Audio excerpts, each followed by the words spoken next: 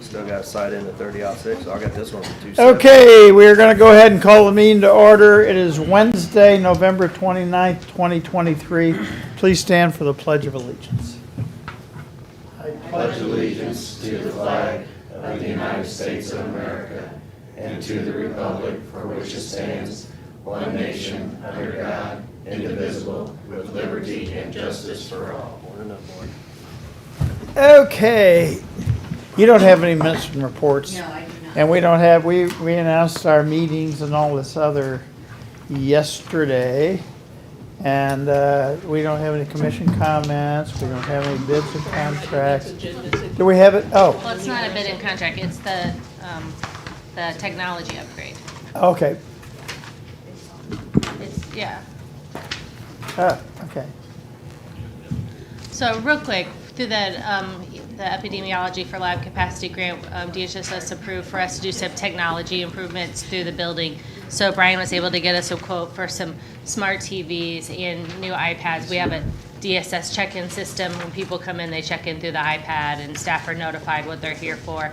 The iPad is probably 5 years old, so it's time for an upgrade, and those TVs are going to be in some of the exam rooms and in the lobby to display educational information, like when you go to the doctor's office and things scroll through. So this is at no cost to the county. We just need your approval to go ahead and buy those technology pieces.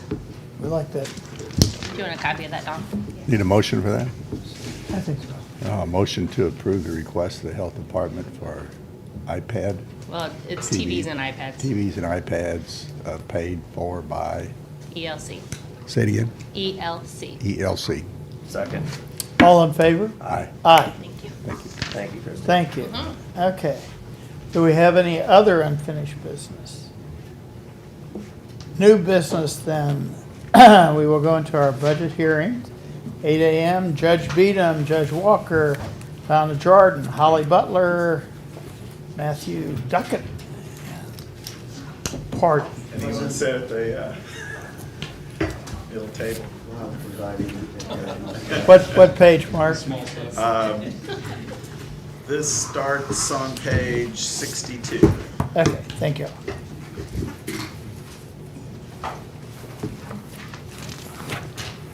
I guess we'll go past the circuit clerk's budget for now, since we got him scheduled later. Okay. Right after yours. So we'll start, I guess, with court services, pages 62, 63. We've gone through this, I think, it's what, September, into August. In we've gone through August, it. yeah. The only two disadvantages of doing that, of course, are that, of course, between August and now, we get all the notices of all the dues increases and everything that happens there, and all the things that happen between there. I think it's not that we can't work through it, but it always seems that between August and the end of the year, we see stuff like that. With respect to jury trials, as always, the big trials that we do, we've always handled as kind of off book to do that. So I think that, the amount we've had for juries is probably appropriate. That's the $65,000 we do that. They tell me it was what, Don, right there, it was, Monsanto was about 10,000. It was just for the jurors. Yeah, the jurors alone for Monsanto were $10,000. Not So you'd be pleased to know that we get one time $9 for every case. I thought it was $10. No, I looked at it before I came over here. And there's other benefits to us from it, but Okay. the part that, and as you're aware, payroll in the court systems, for the most part, is a state function. And that's why the majority of those filing fees go to the Department of Revenue. And so, I don't know, every time I look, they keep filing, so I don't know what the number. Well, there were lots of cases, so we were getting some Yeah. extra revenue. Well, did we actually get 3 cases at once there? Were there 3 We plaintiffs? tried 3 cases. Okay, so we get $27 for that then, right? No, we got $27 for that, but we got it some time ago. I know, yes, right. But, yeah. So at that point, I guess it's $9,963 that came out of general revenue Right. for that part of it. But that's, we're looking at that. We have a capital case set for April. I don't think that's going to go. But we have several capital cases set, and one of which has the potential to go out of county. And then we're just kind of along for the ride if that happens. But, you know, like I said, I think there's at least 2 capital cases that are Cole County cases as opposed to the Wayne County case that got brought up here. So when that happens, we'll be back in here talking about what that is, but traditionally, we've never stuck that in a budget to not do that. So we'll give you $9 for each one of those. We'll do the best we can. I guess that means Jolly Ranchers instead of Little Debbie's. So that's, you know, what goes in that particular budget there. Do you see any amounts on that department that, yeah, like we said, we started this in August, so any Well, amounts in there you see? You know, meeting travels and dues, we moved some money that we were paying for insurance into this particular thing. We're trying to, I've been trying to send, you know, judges to training programs to make up for, particularly with working with Judge Stumpy, who's taken over half the juvenile docket, to training programs with that. But I know the bar dues and the court reporter dues have all gone up a little bit, but it wouldn't be more than $1,000 in that budget. And we may be in here asking to move something around to Yeah, finish I mean, with it's this. not a lot, it can always be adjusted during Yeah. the year, of course. But, because we don't ever know until October what the number is. But we, you know, out of meeting travels and dues, we have court reporter dues, they have to belong to at least the state association. That's how they get their continuing education. We've got all the judges, our lawyers, and so we have to pay dues to the Supreme Court for that aspect of it. And then, like I said, the continuing education, we've been pushing everybody to get, you know, every year they add another requirement. And so we've been pushing everybody to do that. But I think we've been pretty good at being able to lean on the state, because the state will send us somewhere but not pay for it. So, you know, when these come across for approvals, I've been sending them back to various people who did not apply to the state first. So, if we were to look at that number, like I said, we're probably within $1,000 of it for this year. And then, like I said, next year, we're not gonna know. I think when I'm back here in August, I'm probably gonna build a number in there, because it just seems every year those go up. But any questions on that part of the budget? Nope. Okay, Pre-trial, 64, 65. okay.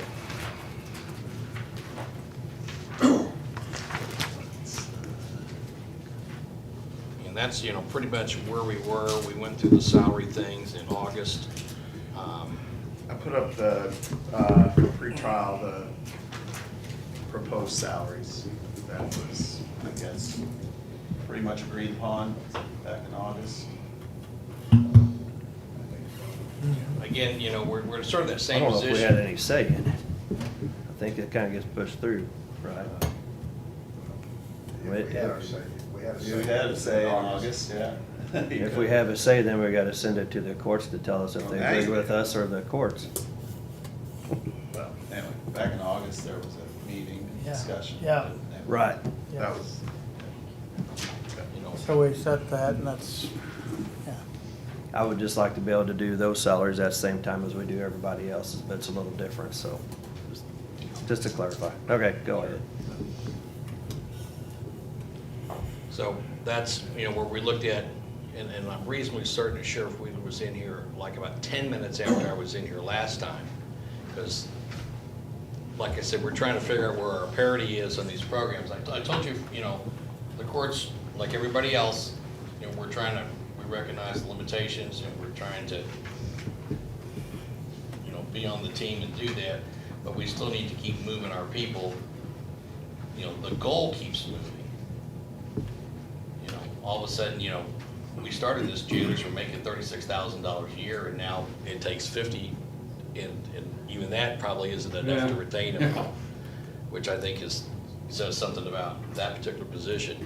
So this position, we looked at, we had a big bump with the state in probation and parole and what that position looks like. And so that's why I proposed the numbers that we did in there. But, like I said, we keep trying to keep us towards parity for these positions because we need that kind of experience. Well, your budget is practically the same as 2023, I guess, mainly because you had two very long-term. Right. Yeah, so that's, employees for this year, retire and it's their not gonna be salaries were a substantially little different. higher, yeah, Right. yeah. Is that we did that, but we, as we talked about 2 years ago, is reset how we look at that and try to recognize, a couple of different things is that when we got into this, and I know Sheila was involved in this, we determined that Stacy and Matt, with the reclassification, changed where they sat with loggers. And that made a difference. And so that's something that they won't, the early retirement, they won't get. And so we took that into there. So that's where we came up with that number. But, so. And then when you look at it, really, it's hardly Yeah. changed from last Yeah, year. for this year, I mean, in terms of, from this year versus last year, it's not a big change In to all, do in all that. categories, too. in all categories. But it is a big change in their salaries, the proposed salaries, so it's a 10% increase on a couple of them, so. Oh, Well, well, like I only said, one part for of it is sure, they so. lost the benefit that they had last year, which was retiring under the law enforcement loggers levels. And so that's why we went in to adjust those. Yeah. Yeah, and I'm sure Matt will tell you, and everybody on that program will tell you that, I think they're worth more. I think, those are the parity numbers we looked at in I'm August. not gonna argue the work part of it. Yeah, so. it's. That's the same with the deputies and, a lot of the employees we have here, so as I was gonna say, I like to do them all at the same time and try to make adjustments along that way, but Well, it's. everybody's got their asks. But when we have to do it in August, we really aren't able to. You gonna tell them no and then take it through the court to argue it, so. No. But I still have to have fun and argue a little bit. Fair enough. So, keep it going, Sam. But the rest of that's pretty much the same. One of the brighter spots is that we think we've done, the new software has allowed us a more robust collection. Yeah, so some of the new software helps us, we are getting some more money back on, like the electronic monitoring, some stuff like that. Good. So to try to offset some of that stuff. And it's a fine balance between, you have to stay in jail because you're poor, which the system really doesn't allow you to say that. But we've done a better job with the new software in terms of billing and collecting that, and that's reflected. Well, and just to chime in as a little bit of an update, the state judiciary is trying to catch up to Cole County on pretrial. And there's a silver lining to it in one respect to your concern, Jeff, on salaries, is that in the state judiciary's budget for this next fiscal year, they're seeking to fund, and for those programs that already have pretrial services, reimburse up to at least one FTE in every county, or at least every circuit statewide, because there are circuits who still do not have a real pretrial program. But state judiciary is trying to get state money to do that. And if that happened, then, John helped me get on the circuit court budget committee, so I'm in the room where it happens, as they say, then we would get reimbursement for part of the salary part of our budget if that gets through the state legislature. So Yeah, that I think helps. you're right. I think that they go and look at our model of the pretrial. They do. And want to emulate that, so absolutely, it's a great program, and when we started it, I didn't, how many do we have Hey, on it listen, right now? I came 200? over here with Richard Lee and I asked for $30,000 How many we have on there right now? 200? Like 240. 240. So how do we get that down to 120 to Well- 100? I think we should get it up. Yeah, That's- Everyone that's on there is not over there, right? yeah. Well, right, but Well, then we got our own probation program going is what we got going though. Well, And so it's- somewhere along the line, we gotta it's- get the cases moved and I know everybody always blames it on somebody else, but it'd be nice to be able to get that down so it didn't take that much manpower to take care of it. And expense. I mean, it still costs us to keep them out of jail. Well, it does, but there's some unmeasured benefits. If they're housed with Wheeler, they're not working. If they're over here, there's some percent of them are working, and they're not in the death spiral of, I can't get out, my job, I've been fired, Well, I got I agree with what you're saying, but the other aspect is, there's two of them. One is, some of these individuals that would come from the pretrial to me would probably bond out. That's one. But whoever comes to me is gonna go to Montauk County, because I'm at max. I've got 16 sitting in Montauk County right now. So, don't matter if they release 50 to me, or if they release 5 to me, whoever they give me, I was gonna have to go to Montauk, because I'm at max capacity. So it's You know, I get where everybody's coming from. and it is a throughput thing, Jeff, you're absolutely right. This is probably not the forum to look at what resources at what points could we increase the throughput.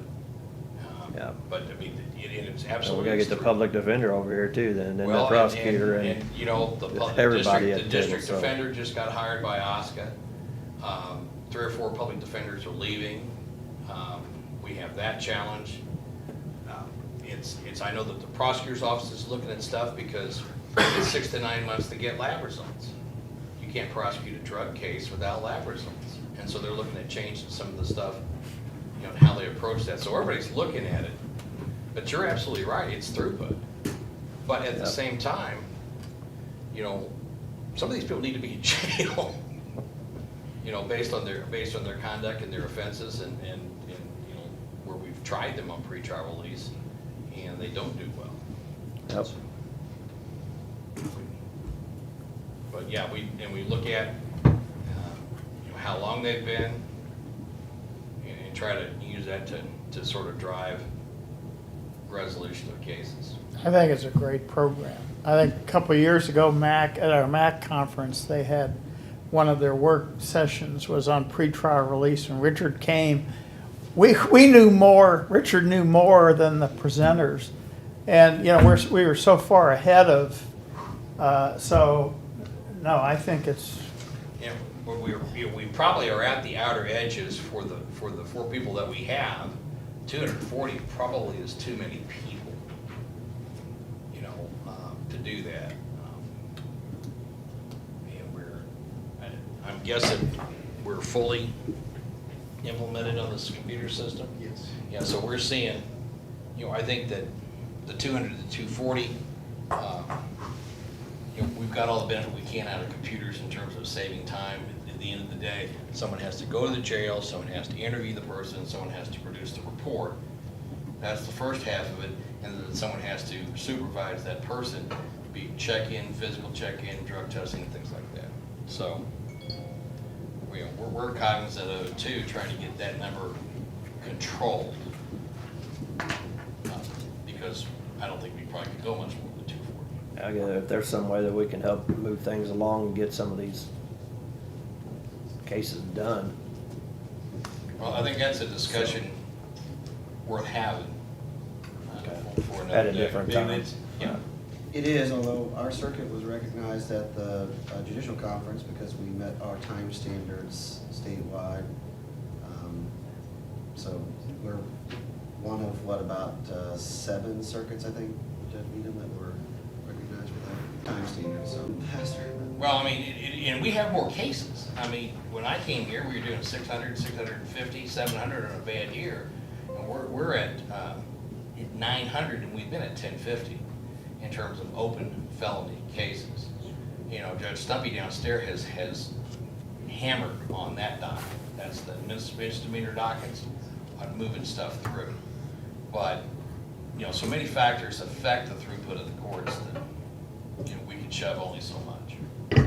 So that's pre-trial. Okay, Good. yeah.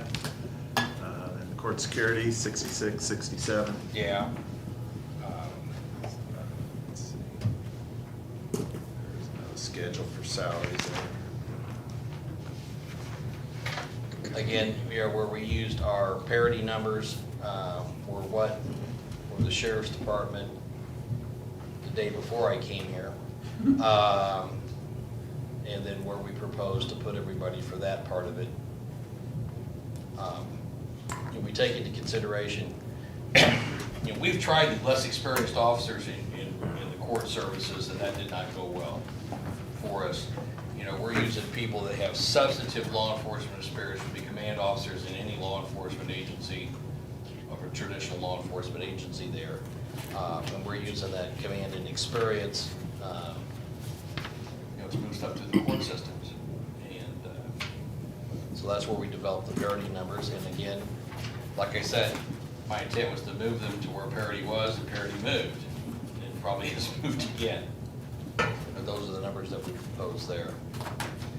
We do have, are asking for 25,000 in part-time to cover vacations. We covered some workers' comp. We covered some, we have these special trials that require, 2 people to kind of, shuttle everybody through the building.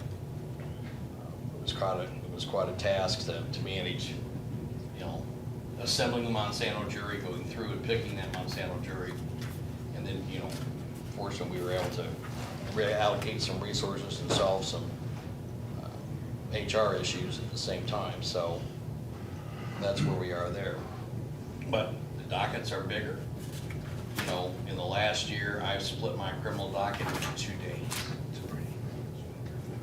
Because it's just the volume of cases that we have. So that's where we came up with those numbers. For the rest of that, equipment maintenance, that's where we pay to maintain the scanner. So we don't lose a scanner because of heat and dust. Training, we've had money in the budget every year for training. By statute, we have to send people to the federal FLETC school, which they don't really offer. We've got a deal with FLETC to send us people for 3 days, which is as close as we can get to what the statute is. It's gonna cost us $4,000 or $5,000, but our people will be able to stay here. We're gonna open it up to anybody in your office that wants to do it, in terms of court security, and then possibly for, proportionate share of the cost to other counties to do that. But this has hung around for a while, and with COVID, they shut everything down. They haven't had anything that looked like what the statute contemplated in a long period of time. So we talked to the FLETC training people. We've got them coming up here for 3 days in January to work, with our people to do that. So we'll be able to get them qualified with that part of it. And like I said, we've stuck it in the budget the last 3 years, and we've not found the program, so we've kind of made our own. But we were very excited because I don't know that I could send 5 marshals to FLETC for $4,000. So the rest of that is pretty much the same. The next, and like that's us. That's it. Yeah. Alrighty. Questions, discussion? No? Good.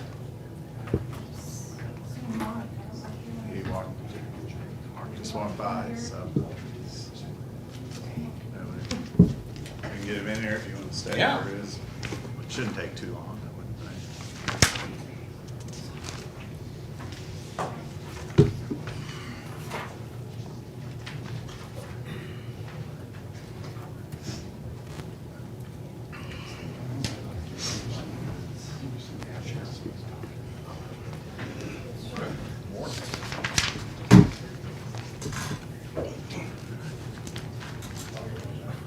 Morning.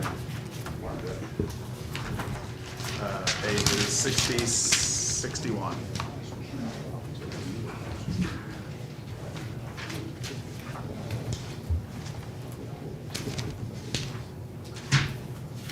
The only thing I see Mark Parker is that is different than what I thought it turned in was the 904 for the I-4D, which should be 940.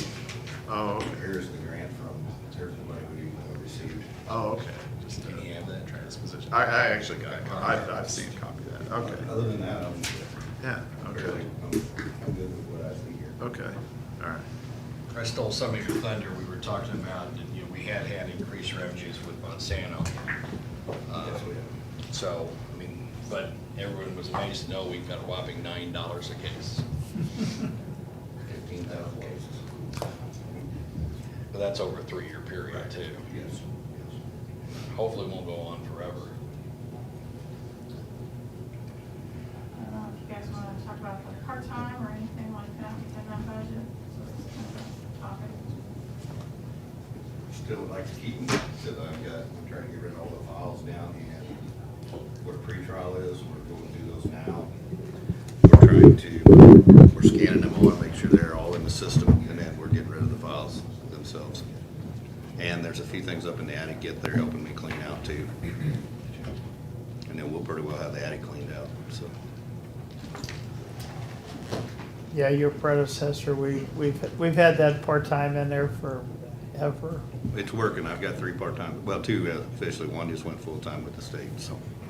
And I've got one that's retiring tomorrow that's, I'm trying to talk her into coming back part-time and help get rid of files, so. They're doing a pretty good job. They're catching up now, so. Doing an outstanding job. Other than that, I guess we're, in the habit of a $16,000 budget, but actually, is that what we're looking at, part-time? Yes. But the last 2 years, it's, It hasn't, you haven't spent near that much. Right. Well, Well- this year, not near that much was spent. You're not spending, at least for now. I also Very had, close to that. I only had 1 person. Now I have 3. Well, I have 2. One just went full-time, so I'm trying to get a 3rd one back. So that number should change considerably this year. okay. I mean, we would, obviously, most of the people we were trying to hire were full-time state, and we're still down. I'm still down 2. I mean, even with all the increase in the state money, we're still having trouble filling that position. This has allowed some flexibility for this position. But we're still, I mean, we suffered a severe depletion of staff in the fall of 2022. Right. And then, you know, with COVID. So we've tried, as has been our practice, you know, we're not profligate spenders. We try to tag the state for everything we can tag the state for. And that's, you know, an appropriate state expense. So, but this is just allows some flexibility in Mark's office. The 2 I have now are former employees, the part-time, so they're very familiar with the system, very familiar with the courts. So they're doing a marvelous job. It's just, they work, I don't know, they come in 1, 2, 3 days a week. So can you use the open positions, the money that you have for those, to pay for the part-time positions? And then if you fill those 2 full-time positions, then we could come back and pay the part-time positions to keep the filing. Because it'd be Use my- nice to get that all cleaned up and done. Yes. So, So use my full-time state positions for that? Is that what you're saying? If we You're take- getting- if we you're take getting a state money. position and pay a part-time person, then they take the whole position away. They freeze it. It freezes the position. And so then we can't recruit a full-time person for that slot. And I think the intention was using those part-time just for scanning and not subsidizing the clerk's office. So that's why we just wanted to make sure that they were still doing the scanning. Oh, yes. Oh, And not, yes. not Well- being used as a clerk. No, in that, absolutely not. Because I that know, is a state. but you got the money sitting there, and instead it falls on the county to take care of it, so I was trying to, Well, we're getting ready I understand to- what you're saying. I hired 2 new ones start Monday. I have 1 retiring tomorrow, so I have 2 openings again that I can try to fill. I'm gonna try to fill on the state level, so if I can hire them. I've got a stack about this big of applications, but they're all over the United States applying just so they can apply. But I would personally like to keep that 16,000, see what we can do with it this year. Do we have a timeline on that? I know we ask this every year. Next year, one more year. Yeah, that's right, yeah, it was supposed to be just, So is it there, wasn't supposed to take this long, and it's, we've had a part-time person there. Well, I can't talk for my prior. Yeah, I know, but it's just so, but if you've got 2 or 3, you know, maybe sometime we'd like to see, you know, some light at the end of the tunnel. I think if you go in the offices, you're gonna see some light at the end of the tunnel. Yeah. There's boxes and boxes and boxes of paperwork when I came in January 1st, and they're gone, That's good. so. so another year? 5 years? 10 years? 5 would be nice. Well, it was 5 years before, at least 5 years, so, 5 would get me through, so. 10 years ago, it was 5 years. yeah, Yours, Mark, 5 years. Yeah. yeah. I'd say let's try, if you can push it one more year, let's see where I can get. Like I said, both of these ladies that I have now are older. I don't know that they'll want to be back after a year. Maybe they will. But I can't speak, but nothing but good for them, so. Next year, see if the state will put you a couple part-timers in your budget. Well, just so you know, they did what do they call that? Weighted workload. Weighted workload on us, and they said we could use 12, 13 people, and they gave me 2, so. There's the, What? But State- we don't have any space. Yeah, I don't have mean, any space. Yeah, that's the next thing we get to talk about is space. And Oh, yeah, they gave us another judge, appreciate that, you know, thank you, where we're gonna put him. Well, I'm moving the 2 part-times upstairs to the old prosecutor's office Friday, so they're gonna be on their own now, because I need the space in the civil division, so. So that room's gonna be occupied now, so the courthouse is gonna look full here real soon. Well, it's not the nicest place, but where the old IT stuff was, way up there where Quasimodo lives, and rings the bell for us, you know, there's, That place is a mess up there. yeah, I know it is, but we don't have, No, that's what we're trying to clean out. there's, it's not, is it heated up there? I didn't think it was heated or air. Yeah, it's not It's bad, off. yeah.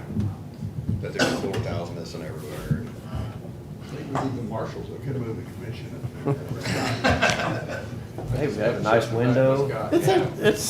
It's kind of neat up there, really. It's not as easy for us to be found then, you know. They come in the door and see our offices right away.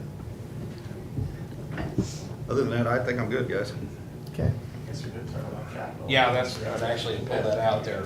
We had listed 4 things in the capital. I can report that we're working on the courtroom stuff, you know, trying to find people who want to bid on it, trying to find vendors that are interested in doing it. You know, I know Judge Walker's got stacks of samples. He's in They're in charge. your office, not mine, but yes. Okay. He's in charge of color determination, and interior decorating. But Ms. Bryant has been super, you know, involved in getting that done with it. We had NVE over to look at whether we could replace the jury chairs for less money. The upholstery bid was pretty high. And so we asked NVE to come over there because it's just a chair screwed on a pedestal, and we have all the pedestals.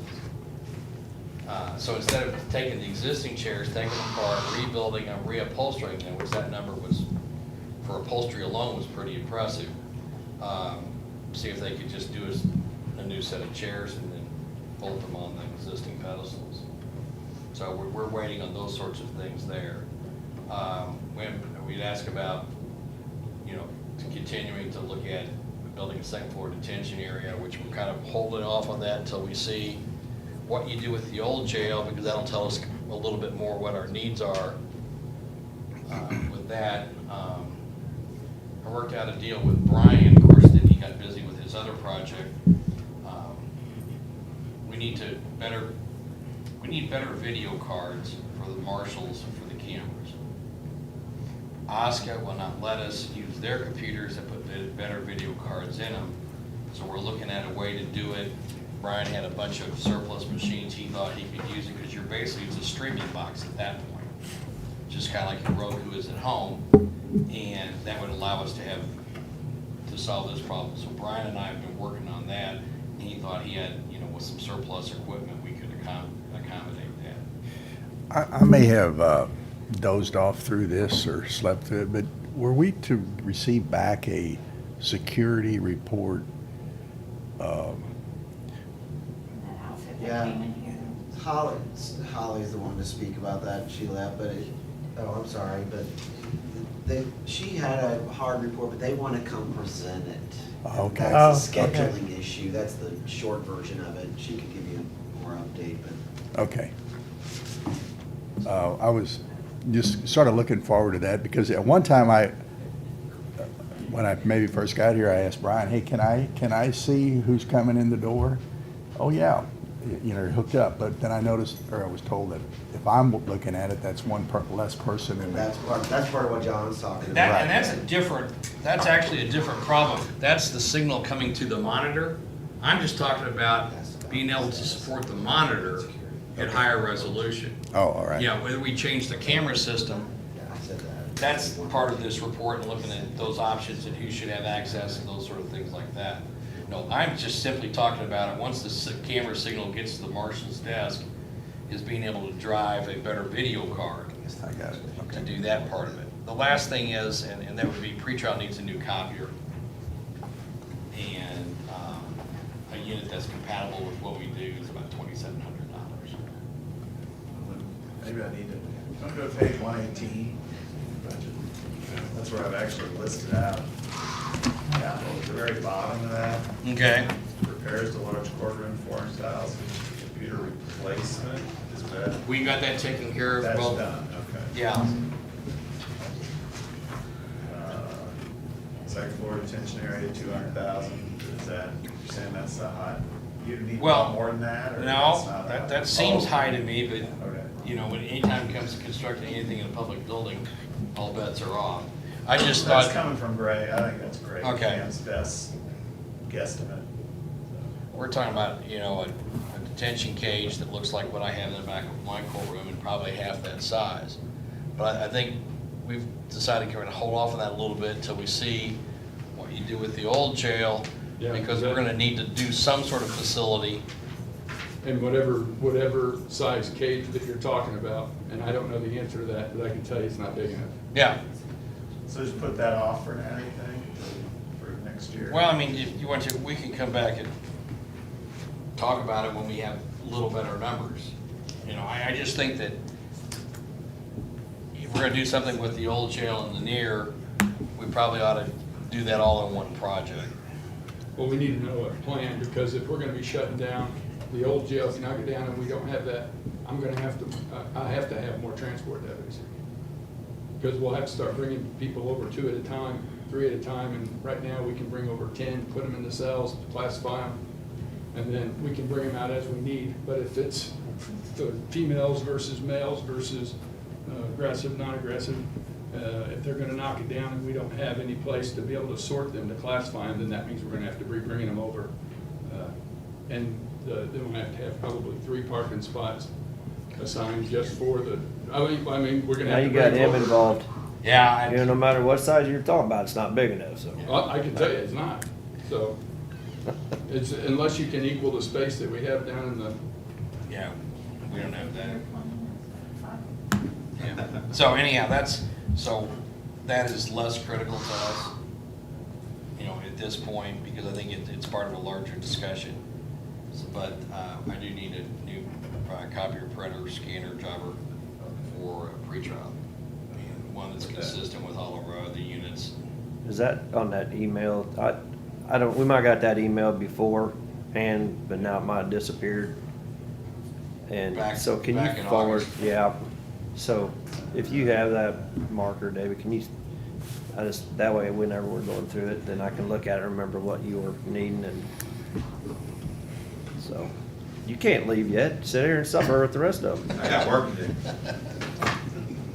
That's something. Never mind. I'm not sure. I'll pick on him later. Might take me a while to find it, but. I don't need it right now, Okay. Mark. I was just, Yeah. with these binders, and I can put them in there and just even like that copier, those are some simple things we can look at. What about your courtroom then? Is it, you talked about the seats and chairs, We've covering. measured it, for the carpeting. We're trying to find what it's gonna cost us for the seats and chairs to do that part of it. I measured it for Jessica on the cushions for that, and then I know that she's been working on trying to find somebody to look at the walls. Yeah, no, I haven't looked at that either, see what all that entails. Well, we're just trying to get bids to figure out what the numbers are, you know, in terms of that. So Greg's back now, so is he able to go over there and see what that's gonna entail? Because we talked about this earlier this year, I think. So, you know. Well, it's, you know, from the bid point of view, Jessica, I get about 3 emails a week on trying to get the bid so we can. She'll get you the bids, but getting the information for the bids is where we need to. Well, we've go. met early morning with the carpet people and the chair people and I just think we're having trouble finding a vendor to do the walls. It's not unlike what the health department just went through too. We just finally bid it, no bid, so we called GBH. But we got somebody that's supposed to be able to go out and talk to people and drag them in kicking and screaming and say, come bid this. Because you make good money working on government stuff.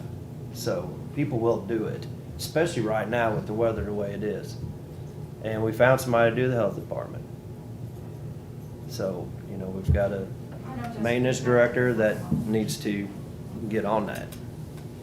Because it's been kicked down the road for a while. And the judge has been pretty patient. My patience starting to run out on it too. I mean, we've got people that should be able to do some of that stuff. I mean, it's some mud work. I don't know if we got to tear into walls. Well, a few mud. Yeah, it's more complicated than that because they did it with, it's not the right word. So but with it's plaster like- in there. Well, they covered the plaster with wallpaper, and it's not really wallpaper, there's a term for it, but that's what all the paint is on. So it's more than just gluing it back on the wall. I understand that it is, some of it is, you know, getting in deeper, but that's why we've got a maintenance director taking a look at that stuff and getting it moving. And if we gotta call people and get some bids, we gotta call them. Because it's not gonna do it itself. We know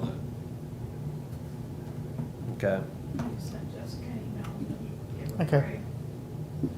Yeah, because I saw him yesterday, I hadn't seen him.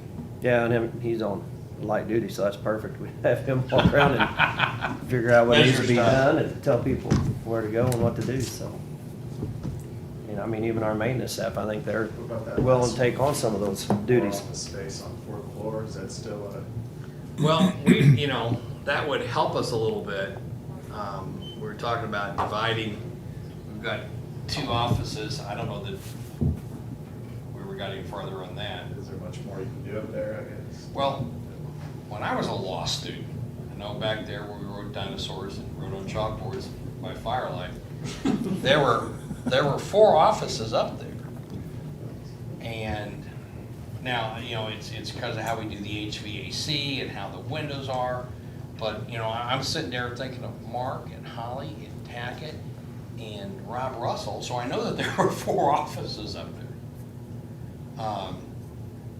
Because we could use, you know, I've got 2 court reporters sitting in one office, which is probably big enough, but, you know, in their business, they really need an office where there's nobody else distracted them while they're trying to do those things. So, that's probably back to Craig, that's not something that we have any expertise in going I think that was in last year's budget Yeah. too, so. Let's see if it's one. I'd like to at least look what the number looks like, you know, if it's, you know, an absurd number, that's, you know, we're realists like everybody I else. stepped out for a second. Are you talking about splitting up those offices up on top again? We use the conference room now all the time, though. We use it all the time. I mean, Monsanto people used it for a month. We use it for meetings, we use it for treatment court, probation and parole uses it. Be tough to lose that. I mean, I know we're tight on space, I get it, but. I'd like to look and see what the number is, and as far as that is, but, you know, I told the court reporters when I shoved them all in the same office, that we would look at whether we could reorient some space. Well, and then the treatment court administrator would, I mean, you're not gonna cut her space in half. There's no way. She needs the space. I'd like to see what the number is. We disagree on this one. Okay, All right, I think that's all we got. I think so, yeah. Okay. good. Yep. You have 1 minute to go, it's 8:44.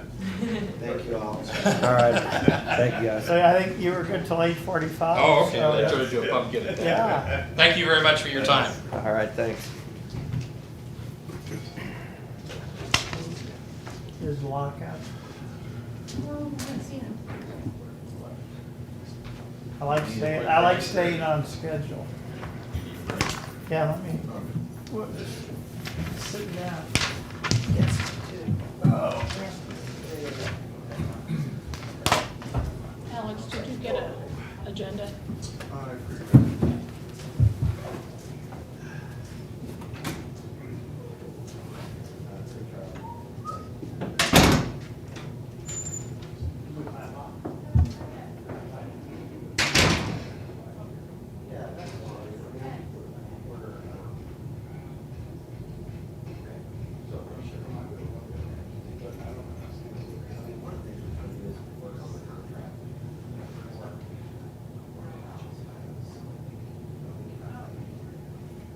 He was here, now Melody's trying to trace him down. Or Corinne is down.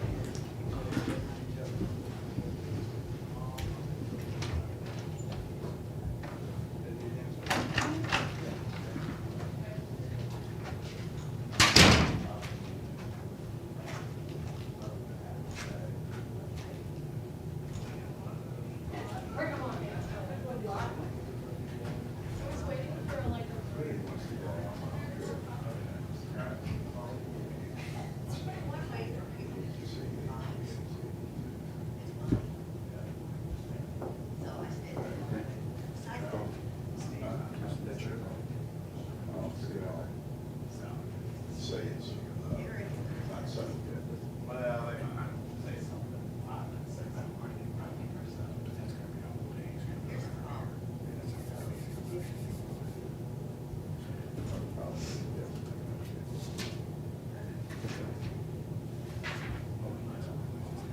No, no, I'm not. You sit in your chair. What I'm saying. Oh, you didn't get much done, how about that? Yeah.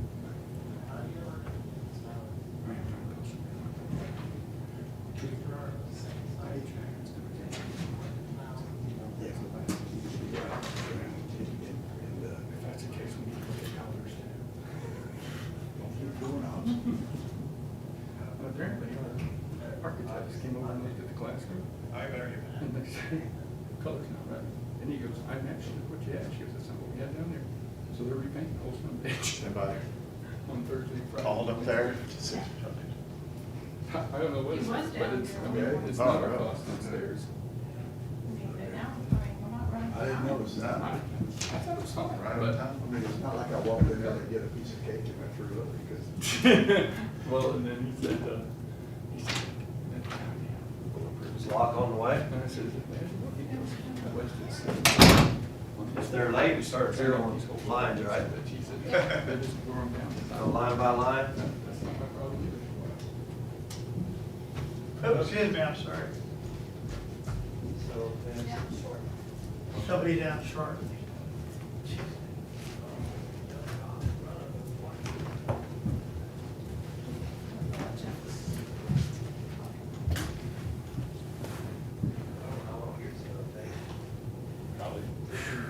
that's, I'm fine with Matter of jumping fact, yours. if you want to, you can just say, all three just say approved, and I'll go on back on there now. How much I'm just time? trying to help, Jeff. How That's what I do is I help. This isn't people. where the red pen comes in. The red pen is in 2 weeks. So, See, now, if I gotta say red pen, that building's dying. See, if we knew how long lock was gonna take, we could do. because you win a gun and then you still, that just causes anxiety for me. I'm like, That's if one he doesn't gun. win a I gun won again. one gun in 1 month. The other months, I didn't win anything. Somehow or another, Jeff, you're gonna pay for that. I finally, Brian wins one too. I get him off Here, my case. here, Sheriff, here's, You know what? wipe the tears away. You know what's worse is, I doubled down on buying 2 of those damn tickets now. I didn't win, but I'm still buying 2 now instead of 1. Okay, sit down and shut up. Yes, sir. If I have a PowerPoint presentation, is that something I can put up there? Okay. What pages? Thanks, sir. How you doing? Doing well. Good, good. I can't use mine in the power. So the first thing you have is just a rough annual report. You will get a more detailed one later. It just takes a lot of time to put those together. And we can't really put together a full annual report until the end of the year. So, but this is going through the number of charges filed back to 2019. So from full year 2019, 2020, 2021, 22, and then what we have so far in 23. Oh, yeah, hopefully.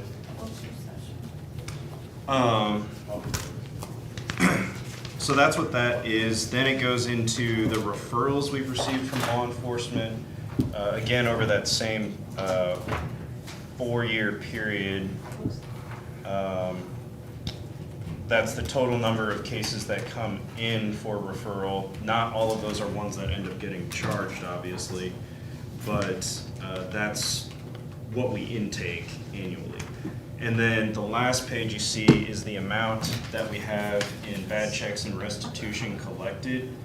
I will note that you will see that that number is going down pretty significantly, and I believe that is due to fewer people writing checks these days to DOR.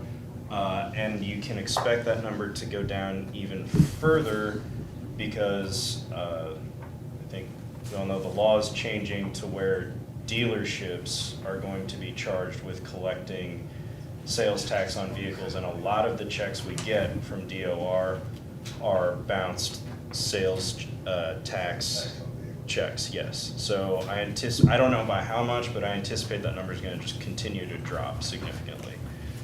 I have. I'm having trouble putting it up as a slideshow. Oh, okay. Just click If from that's big enough, from I'll beginning. just- Oh, wait a minute, there we go. Yeah. From, Beginning. well, There you go. Try to Go all the way over to the left. Oh, there, okay. Great. Well, let's see, I can see it here, but I can't see it. Yeah, That's just weird. click You can next see it slide. here? Just Okay. click next slide. Brief objective, you can go on.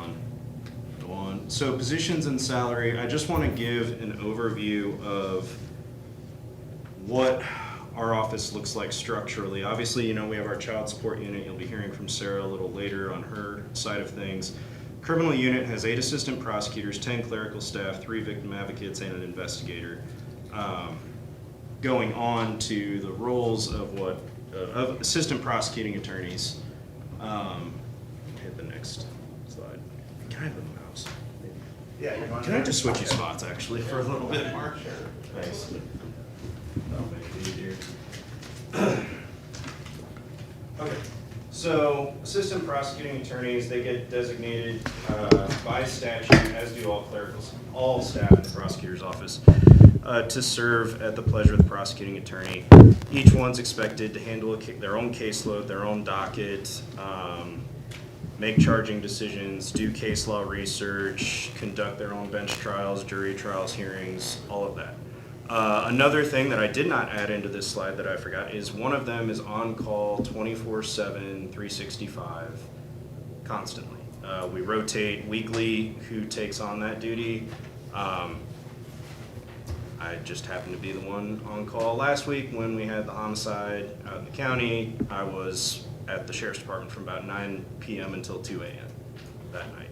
So the assistant prosecutors, it's not just a 8:30 to 4:30 deal. When they're on call, they're up at all hours of the night, working weekends, that kind of thing. So currently the structure that we have is assistant prosecutor 1, assistant prosecutor 2, assistant prosecutor 3, and then first assistant prosecutor. I think that it makes more sense to just streamline things to where we change it to assistant prosecuting attorney, and then after a certain amount of time you get designated as a senior prosecuting attorney or assistant prosecuting attorney, and then obviously you still have your first assistant prosecuting attorney. I say that because the line, there's no real set structure on how we determine APA 1, APA 2, APA 3, and I think it just makes sense to say after a certain number of years, you're considered a senior assistant as opposed to, you know, an APA 1, 2, or 3. I think that designation is just kind of confusing.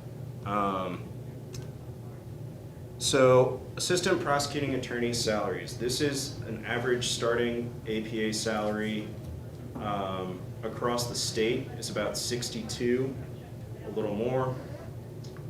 That number comes from a survey that went out to assistant prosecuting attorneys. That number is taken from assistant prosecuting attorneys in other first-class counties. So looking at counties similar to ours, although I'm sure Jackson County is probably included in there as well, just for transparency's sake. Starting assistant attorney general salaries are now $70,000 a year. Starting Missouri State Public Defender salaries are $60,000 a year, and right now the current Cole County starting salary for an assistant prosecutor is $51,000 a year. That obviously in my mind is problematic because that creates an issue, not just recruitment but retention wise, and I'll show that here in a little bit as well. But, and I realize it's the state and we're the county, but we're in the capital, and the competition that we deal with the most trying to get attorneys in the door is the state of Missouri. When you look at, and that's for starting salary. We do a little bit better when it comes to average senior assistant prosecutor salary, or what might be designated as currently designated as like a 2 or a 3. We do a little bit better job there. Still behind though the public defender's office, and significantly behind the attorney general's office, which is paying people, you know, closer to that 85 to 87 range. So, and again, just to kind of highlight the duties of assistant prosecutors, they are, oh, I'm sorry, that slide was not supposed to be there. I moved it, thought I had moved that one around, so, but I didn't. When you look at salary structure for a comparable I was able to find was the public defender system's salary structure. You get someone who comes in, they're making $60,000 right off the bat. After 1 year, they become eligible for a bump to $65,000. After 3 years, successful performance, they become eligible for a bump to $72,000, and after that, they become eligible after continued successful performance from anywhere from $82,000 all the way up to $87,000. And that doesn't include necessarily your deputy district defenders and your district defenders who actually run those offices. That's just the rank and file trial attorneys that they have. As far as assistant prosecuting attorneys, they are responsible for administering justice, keeping our community safe. They are people with professional degrees. These are doctorate degree holders, same as a PhD, same as a medical doctor. They work in a high burnout field. They get subjected to secondary trauma on a regular basis. They have to read police reports about child fatalities. They have to look at autopsy photos. They have to meet with victims who obviously have suffered firsthand trauma, and that can sometimes lead to secondary trauma and high burnout. So one of the things that we can do to increase retention is to hopefully become a little more competitive in the salary range. And I'll say the same for our clerical staff. Again, they're also designated pursuant to section 56151, and I'll go more into their responsibilities in a little bit, but You got about 15 more minutes. Okay. Including. oh, all right. Yeah, so Sure. you had half an hour, so. Oh, okay, all When you right. talk about going into a lot of detail. Well, you have the printout in front of you. Yeah. So that's the breakdown: office manager, assistant manager, legal assistant 1, legal assistant 2. Again, my proposed structure would change things to because right now, legal assistant ones, that's the receptionist, the traffic clerk, and the bad checks restitution clerk, and they're just designated as a 1. They don't have an opportunity to get to a 2. So I think that we need to break that down a little bit more to personal legal assistant reception, legal assistant bad checks restitution, legal assistant traffic. And I will buzz through some of the rest of this. Victim advocates are also an important part of the office. They deal mostly with the victims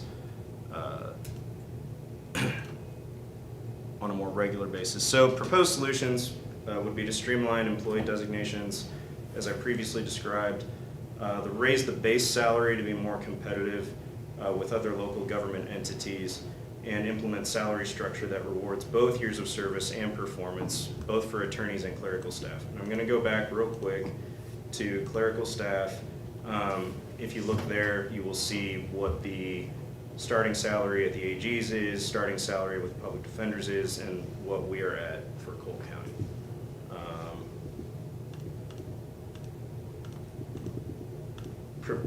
So other budgetary concerns, I'm just going to touch on these very quickly. The criminal prosecution line, which is where we pay for court reporters, deposition transcripts, witness travel for trial, expert witnesses, anything like that. Last year we were allocated $27,000. As of a couple weeks ago, we were already over 40,000, and I think, Corinne, you said that there will be at least another 11,000 coming in that regard as well. The big thing, the big reason for this that I've been able to find, increased depositions conducted by our local public defender's office, and an increase in their usage of expert witnesses. They're now using expert witnesses for misdemeanor bench trials, which is not something you would normally see. When an expert witness comes into play, when we have to take their deposition, we have to pay their hourly fee. I spent 8 hours in St. Louis some months ago doing a deposition for a medical expert on a case, and will likely have to fly to Saskatchewan to depose yet another expert on the same case, another medical expert.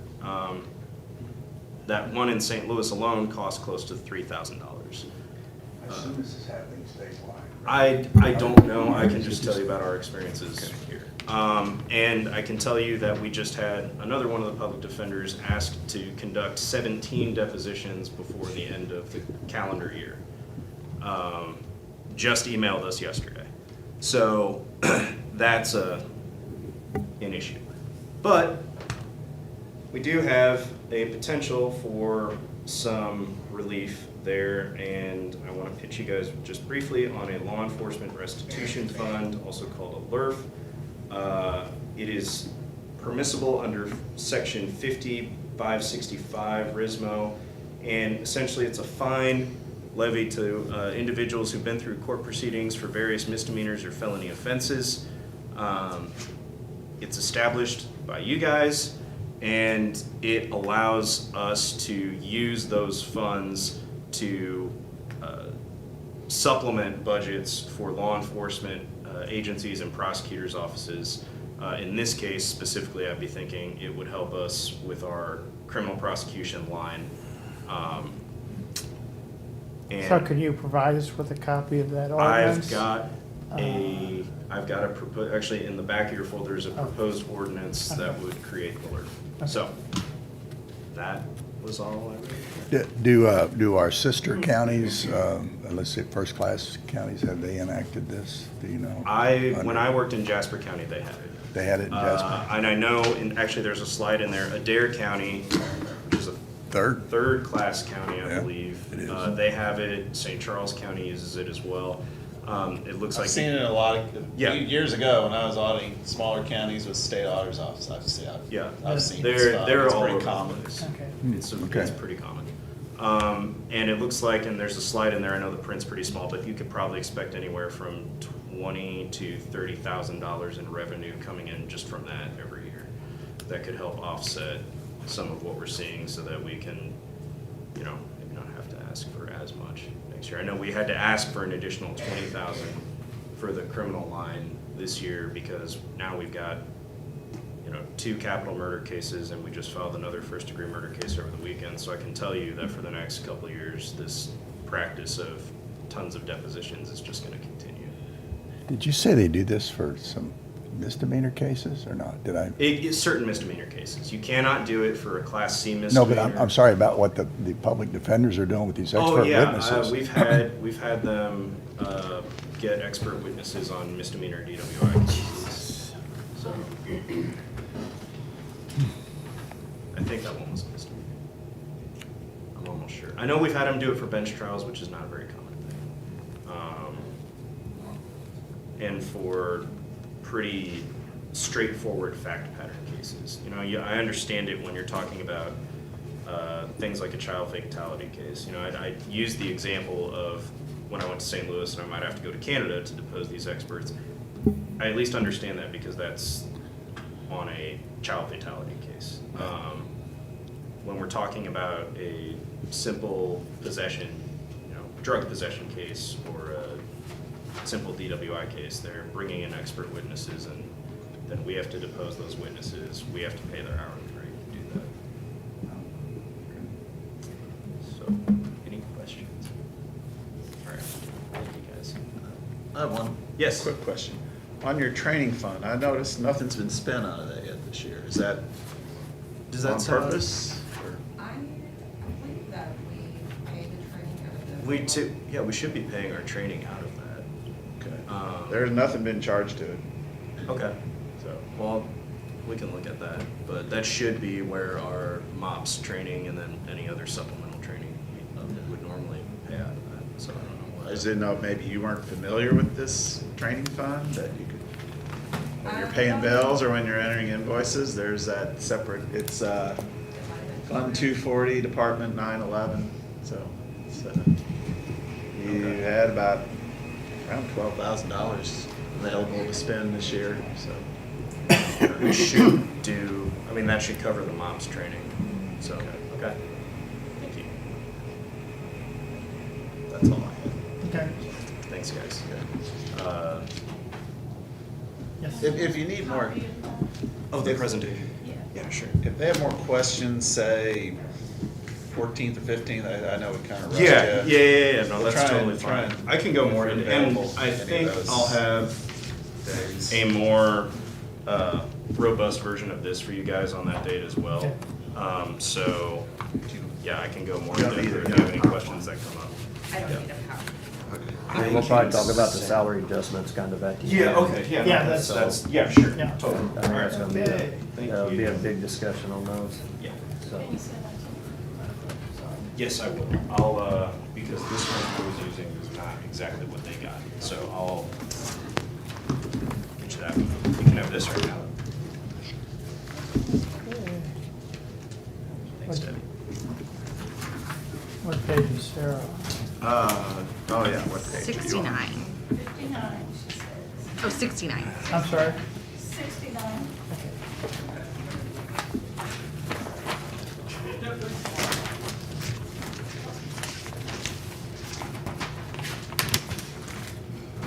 Okay, so, well, I don't have a fancy PowerPoint presentation, I'm sorry, I just have some notes that I'd written down. But the main difference on my requested amount is that under office equipment / furniture, I've requested $12,194.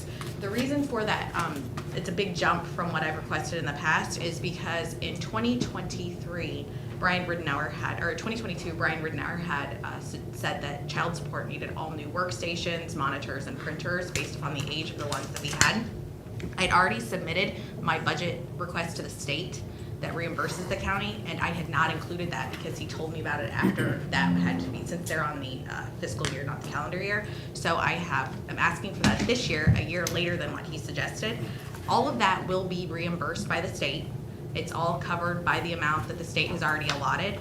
And I will just add that in years past, at least the last time that child support got all new equipment upstairs, it was reimbursed based upon a depreciation scale over time.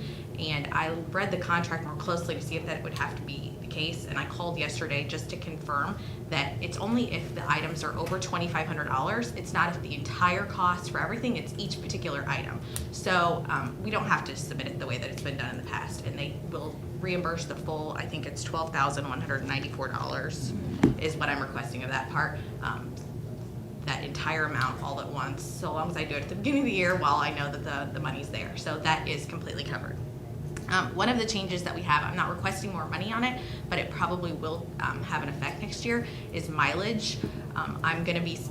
We will be spending more money on mileage specifically because of Callaway County's appearances, and I'll explain that kind of to you a little bit more in a second. But as for salaries, I've requested obviously the 4%, that's the cost of living, but I've also requested a 3% for merit for myself and the 3 staff members in child support. And I think that as for the staff, I think they're all 3 very deserving, but it's really, really needed. And actually 3% was me being very modest with them, because we have our greatest competition with the 3 of them. They're all very, very good. And our greatest competition is the Department of Social Services and Family Support Division in Jefferson City, because the people that are in charge there, specifically Holly Finch, who's the general counsel, and Nikki Hartley, who is now the prosecutor liaison. Nikki knows how good all 3 of them are because she trained them, at least 2 of them, and so they want to recruit them, and I am constantly having to fight them off. And it's because they know that they're good. They can come in and start training people there at the state level, and it's also because they are located in Jefferson City, so they're even more prime to come in and start training people in all of the offices around the state. And so I'd really like to keep them. They're very, very good, and they handle a lot of workload, and so that's the reason I've asked for the 3% for them. I've also asked for the 3% merit for myself, and I will explain that I think I'm deserving for a few reasons. One is I think I do a good job of staying out of Locke's hair, because I know we're not doing murders, but we're doing important work, and I think if I can keep to myself and get the job done, which I'm doing. But also, when the cooperation agreement between the counties came to effect and Callaway County was added, Holly Finch got an assistant prosecutor, and the reason why she had that person was to try to make these court appearances.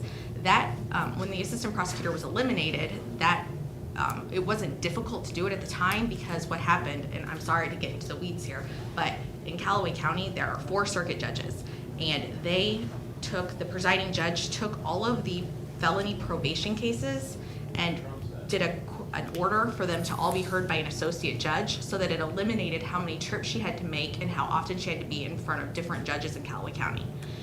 That is an issue now because Chris Wilson was elected in 2022, and he was the prosecutor, and so now he's a judge, and they've given him the regular child support docket. He has a conflict of interest with all of our probation cases because they were all filed technically under his name, the same way that the Cole County cases are filed under Locke's name.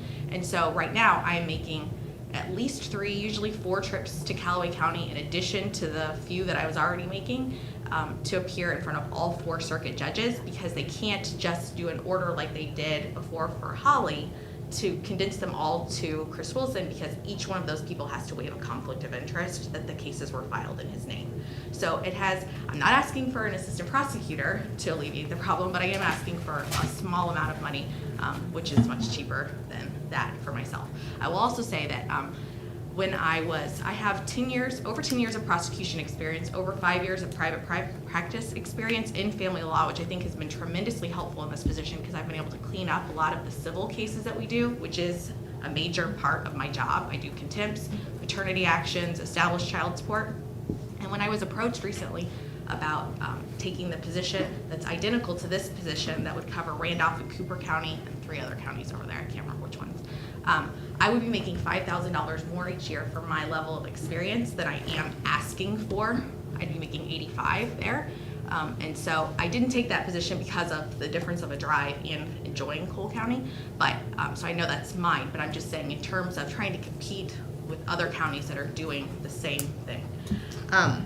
I will say that the amount of money that we've asked for, the $330,000, would completely be covered by the amount that's been allotted by the state, because the state has approved us for $351,000.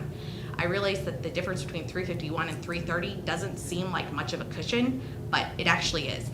And the reason is that I asked from the county for expenses, for our regular expenses, the same amount that I asked for the state. And I put a huge cushion in there for the state because I think they've given the exact same amount to the county. They've allotted it for this for at least the last 10 years, maybe longer, the exact amount to the penny. And I don't want them to ever cut it. So I always continue to ask for enough to make a cushion so that if anything ever happens. So even though there only appears to be a $20,000 or so cushion between what I'm requesting and what the state has already approved, it's more than that. It is more than that because I'm not gonna have the postage expense and the mileage expenses that I've requested from the state. Do you guys have any questions for me? I don't have a question, but Mark, should the schedule be reworked to show that there's more revenue coming at the top because there's a 12,194 at the bottom? That's Well, you been- can't claim more than Well, what you actually spent. There's not gonna be a profit. Yeah. well, I mean, right now, it's showing 330 in expense, but part of the expense is gonna be reimbursed dollar for dollar. Did I hear that right? Yeah. It's already in that. Oh, it's already in the top? Yeah. I'm sorry, Yeah, okay, it if it's is. already in, Yeah, it is. It's just. it's hidden in there? Yeah, it's just in this and this, which she was approved for. Okay. 350. Well, it's just that my recommended budget is lower because I decided not to put anything but 4% COLA. That's really the only difference. Got it, okay. Yeah. But And- But in And terms so- of what I requested, the 330,267, I've already been approved by the state for 351. 51. So it would all be covered, and it wouldn't, and like I said, I don't want you to be freaked out by just a $20,000 cushion, because it really is more than that. I just ask for the state and the county for the same amounts. I have to rework the numbers sometimes because they are under different categories. The expenses are listed under different categories for the state and the county. But to be fair, I asked for the same amounts from both, but I leave a big cushion in there from the state because I just don't want them to ever reduce the amount that they allot for this department. Got it, okay. Anything else? No. Okay. Thank you. Thank you. Thank you. And you don't want to keep our sheriff waiting much longer. so. Yeah. Thank you, yeah. I think we do need to probably pass that ordinance so that like Yeah, that's, 7 years ago. you got 10 minutes. That's all I need, Yeah. probably. Give or take an hour. You actually have 45 minutes, but Okay, we ready? brevity is next to God. Yeah, and I've already went over with you guys the five topics I'm gonna go over. One is, right off the bat, we are at a negative budget for my operational side. I do have it in my budget because I'm gonna use contingency fund to cover it. It's about $453,285. No pennies involved in there, Harry. Thank you. But that includes my capital improvements, so my actual operational budget, the difference is $179,165. So that's my actual operational funds, and that's directly from the salary increase that we did in September. We had to do the September increase. Staffing was such. We actually had the September 1, I was down 19 people. November 8th, I was down 14 people. And it sounds like I only hired 5 people in that time frame, but actually I hired 11. I lost 6 while we were bringing those on. Now I've hired, I think, 3 more since then. But I'm still, I lost a bunch to the state and continue trying to get from me. The numbers between the auditor and myself, there's a $69,000 difference.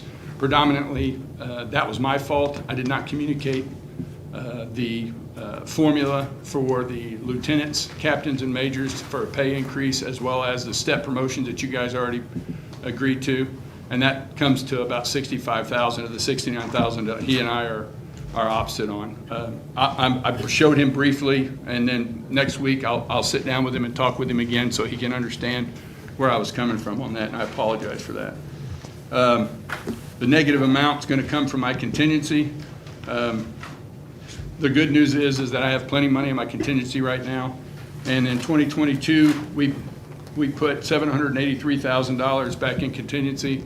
And 2023, right now, we're heading towards about $900,000, pushing back into contingency of funds that I wasn't able to use this year.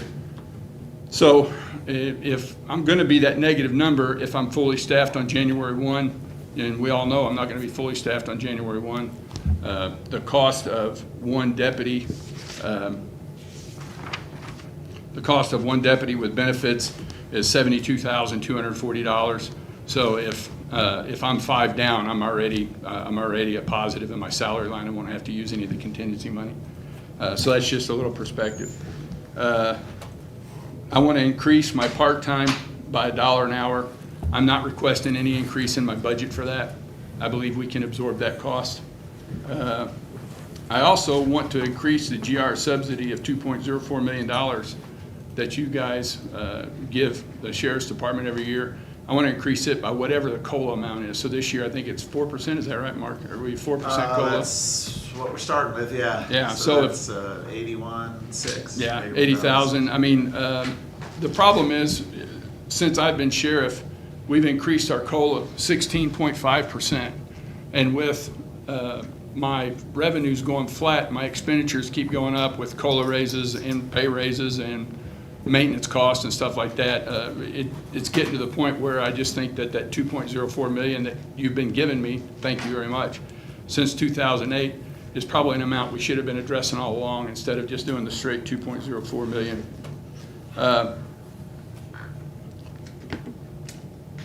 And just some more information, the overtime transfers for 2023 thus far is $180,000, so I've had to transfer $180 from the salary line for overtime because of salary positions that can't fill. And also that $453,285, did I already tell you that includes our capital improvements? Okay, so it's actually, like I said, $179,000 is all I'm short for the operational funds. Did your machine stop? I've got a different thing on my screen that's showing up there, so. Oh, really? I think Locke's PowerPoint kind of missed everything. Well, the good news is Brian has approved my budget. I just thought I'd let y'all know that. And he also fixed it so you can't look at my budget up on the screen while I'm talking. Really, I think that's all I have. Unless you have any questions for me. So today you are down 14? No, I think I just signed 3 commission cards. As of November 8th, I knew exactly that we had 11. I just signed 3 commission cards, so I think it's going to be more like 12. Okay. But I don't know that number today as of right now. Because I don't know, usually I try to go by the amount of people that are working at the day I talk and not who we have in the hopper or who's coming on. Because I have another person coming on in December, and I know I have 3 coming on this next week, I think. Okay. So you're maybe single digits down as we start the new year, right? Now, those 11 that we've lost, and probably it's actually 13 that I know we've lost, 2 of them, not all of them is because they went to the state. There's been other reasons why people had to leave too. Okay. When you and I last talked, you will, quote, break even somewhere during the year when you Absolutely. When you haven't filled those positions. Absolutely.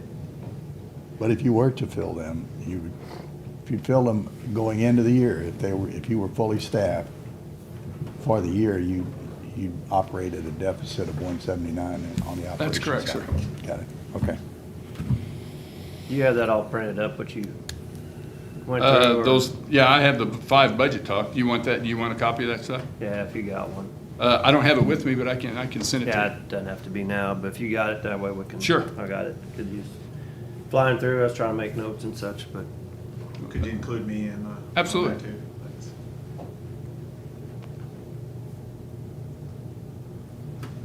That's it for me, unless you have any questions, be happy to answer. Part of my capital improvements, the cars, as we talked about, is going to be 63. Page 1.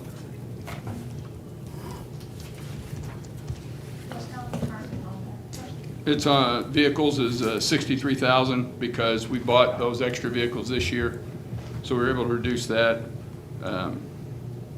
computers because Devin and Brian said I needed them. Yep, I'm throwing Devin under the bus, only been working here for 2 days. Then access points, 35,000, because Devin and Brian said I needed them. And the rest is stuff that we usually get anyway. We reduced the amount of dash cams we're gonna get to try to save some money. Just stuff like that.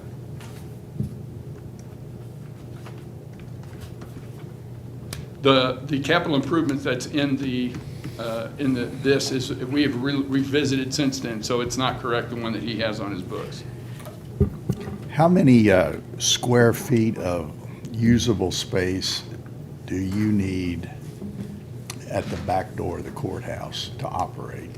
You know, I would have to I know say- the square footage of their van, okay, we'll know that, but to do this sorting that's being Mm-hmm. talked about and classifying and all that, how many square feet of space you Well, don't have to answer it now, but Yeah, and I think it's something we can get. The thing, what you gotta remember is, we have to be able to separate the females and the males, and then of those females and males, we have That's to be it. able to separate the violent offenders from the nonviolent offenders. right? So you're talking about at least 4 cells that can hold multiple people. So I'll figure that out, because there is a formula on how much we need for that per, I think there's a NJA standards, or I mean, you AJA could standards. measure the space you use now and say that would be sufficient. Well, and I don't think we need that big of a space, but I'll get on that. All right.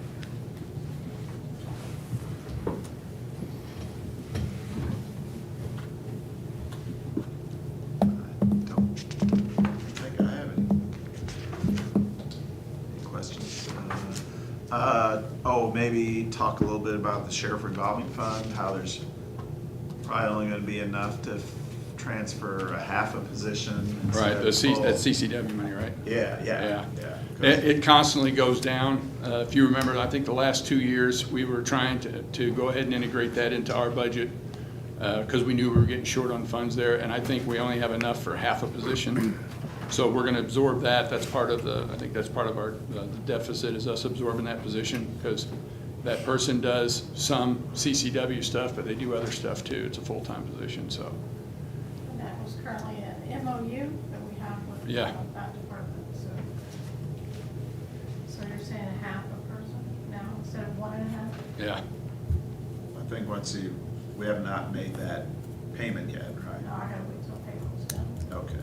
And then I don't exactly. Now, once that's done, for the full position this year, that's gonna knock your Right. revolving fund balance down pretty good. Full and a half, yeah. I think there's only one person in it all. There's like $76,000 in it right now. Yeah. That's about 50,000 58. or so, yeah. Positions change. I want to say 58, that's probably wrong, but I'm going to say that, because it makes me look good. I think we Doesn't budgeted make about you look 50,000. It's been filled up this year.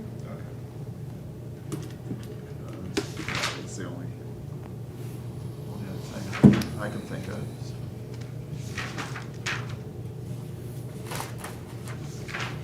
The data room project, the classroom is almost complete. They have to repaint it, and they're doing little things. We are able to use it now in between them finishing it off.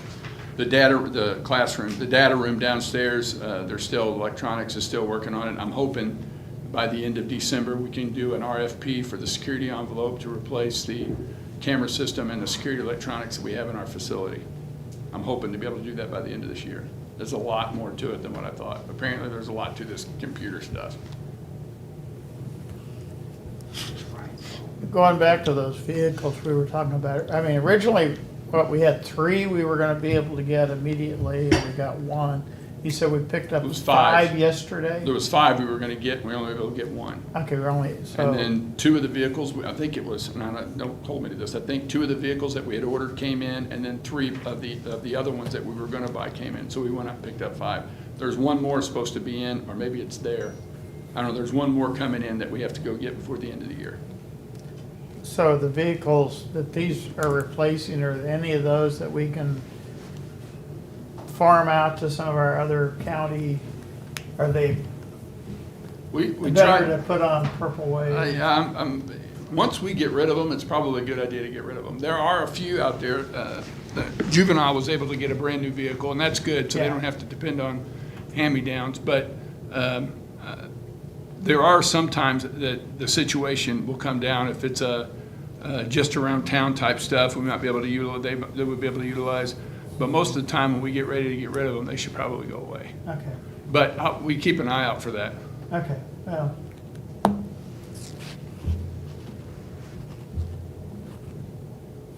Anything else for me? Copy, Yeah, let's- whatever, I'm so. gonna be back on the 14th, 15th, when Oh, yeah. the red pen comes Well, out. well, I think the 15th, I have something at the Highway Patrol. I can't remember what it is, but I have an executive panel or something I'm supposed to be at. I think that's the day we were doing the show. You know, And then- I'd then ask Jeff, that you the would talk 15th. about my 15th. budget on the 14th. I'd appreciate it. So As that far way as I you can know, be here. that's when we're talking about. Might cost you pie. Hey, I'm always good for pie, you know that, so. Okay, Thank you. Okay. quick recess. Yeah, I'm having Break, computer break. issues. Okay. If only you knew somebody that knew the computer stuff that could take care of that for you. Call Devin. Hey, rookie. He's just doing that on purpose right before his budget. Yeah, that's right. Make it look better. He just kind of did his voodoo on it. Yeah. Are we taking a little break? Yeah, we're gonna take Yeah. a quick break. I think I'm probably, I just gonna stand up, these chairs are.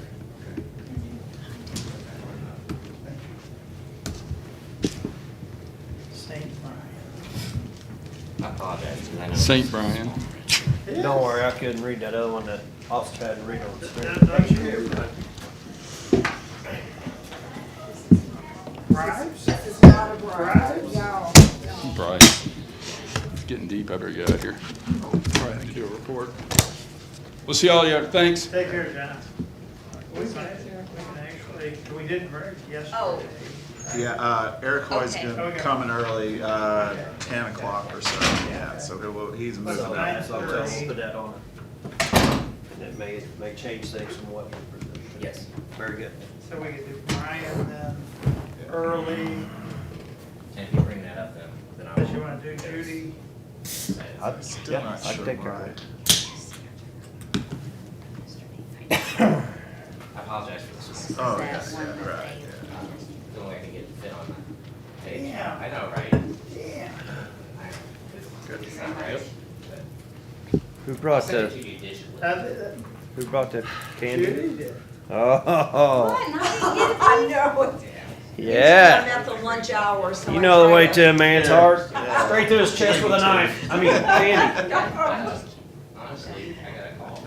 Get with you. And just a reminder that. Just a reminder that the microphones are still on, Jeff. The Thank microphones you. are still on, so all personal conversations are being put out. Made it very easy to. We were just trying to figure out That's great. how we're going, if we deviate from our schedule. Y'all get that. That's fine. We're running early now, so I we think can, it's just a misunderstanding. IT is That's nuts. Griffin Marshall, didn't, I don't know. That's fine. He was parking it. Oh, we had an issue a couple months back too. You're so People are wonderful, talking and it's Dawn. going out on the Is internet. that, how's that? Sorry, I didn't have that. If I printed. said it's No, it's going out, copy you're with me. just so wonderful. That's okay. No, I think it's good. Yeah, you can say stuff like that. Say stuff like that. Displacing his employees, so my employees could park in their spots. You might put that up for bid, you know. It's in the middle of the budget. That's not a bad idea. Like, what's it going to be? I'm still not sure why. You ain't it? You mean you're Should I just shut it down and start over? That's the extent of my IT knowledge, That's what I is do. control, alt, Yeah. delete. Well, except I wouldn't just do what you just did, but I don't, it's okay. Well, I tried, I was out, It'll and I probably logged in again as user 2, Yeah. and then I still couldn't, it still wasn't working.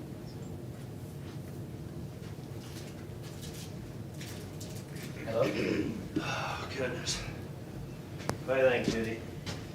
Anything good? It's a nice day I thought we used today. the last one that when we Yeah. added some cameras or something. Well, I think we've used them over time. I can look and see. Okay. what the actual results. I'm in the budget meetings right now, and, but as soon, no, just as soon as I get clear of this, which it shouldn't, I don't think they're gonna be too hard on me, so.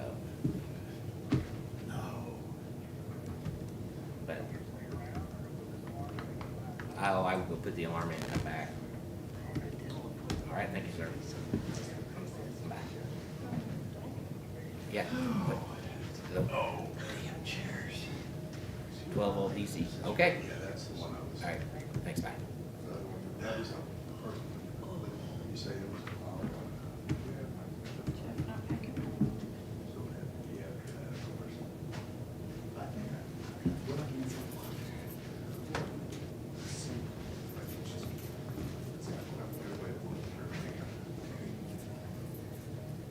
I can search. Yeah, can you do that too? You are. That's a surveyor. Now you know the secret. Always reboot or shut down, that usually does it. Get it working again? Yeah. He's All right. He's in good shape. We'll put you on the IT payroll. Judy, I don't think her budget's coming up real soon. Yeah. I don't think I can figure it out. Thank you. Okay, Okay. let's just, you're 25 minutes early, but brevity. Well, there's no early at this point.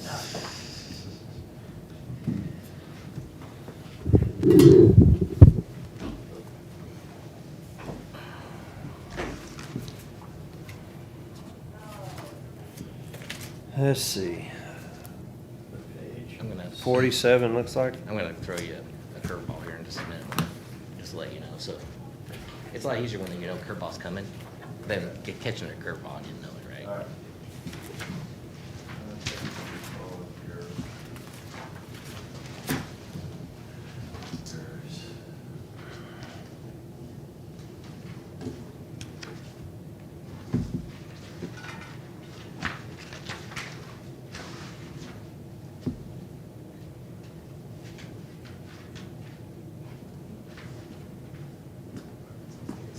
What page are you on? 47, I think. 48.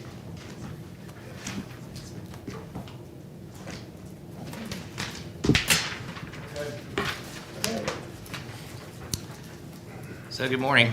Good morning. With my budget, this year, Mark and I went over it, and I actually have added a couple of new staff this year in 2023. One was budgeted, and then the other one was an addition. So that was a significant change to the salary line item. Also, our security program, I wanted to bring this up. I just got an addendum. We added some more features to it, and it went up another $2,500 a month. So instead of, right now I have on my budget, I think it's set at $243, and it's actually gonna, annually, and it's actually gonna be $273. Is this an equipment service contract? Yeah, yeah. Pull up the, Yeah, so if you look at the first page of my spreadsheet, I have 246. yeah, 246,800, yeah, That should be. yeah. It should be 273,840. As far as that list of them, I guess you guys have to look up there on the screen. Can't really Okay. see it on the front. Okay. 840. Yeah. So, and I just got those numbers in yesterday, late yesterday afternoon, so I didn't have time to do much with it, but, and then, the other thing is standard, maintenance contracts that we carry throughout, so we work with the recorder's office, it is budgeted. And then we also work with the collector assessor's office. Those numbers are ran through my budget. And then any other maintenance contracts, we're able to get rid of or some of the expenses. So before we were on the Office 365 platform, and we pulled everything back down now where we're on our own exchange. So that was a significant cost savings to EMS and to the county. And then also, some of our servers, we actually got replaced this last year. And so I was able to take those off of our recurring maintenance amounts. And so anyway, those were some pretty significant changes. And then I handled the health department maintenance renewals on their software. And then the rest of the departments, like the sheriff's office, they actually handle their own, they take care of their own maintenance and capital improvements. And the only capital improvements I have are pretty standard. So scanners, computer monitors, workstations, laptops. I work with a recorder on replacing some equipment for them. And then, well, we're It's gonna. in the 700. Yeah. 806. Yeah, I'm sorry. Yeah, is that computerization or capital? That's, yeah, both. Both, yeah. It's 250,000. Right. Is what we got budgeted in 806. Yeah. Capital. So other than any, like, new projects that come along, like in 2024, I would think that would be plenty to get us through. We did a lot of work and upgrades in 2023, so. Well, Judy's here, so she asked for some specific computer, but that, Mhm. if it's computer-related equipment she's asked for, it's gonna come out of this 806 Yes, budget, that's right. Yeah. Yeah. That's what. Yeah, comes out of mine.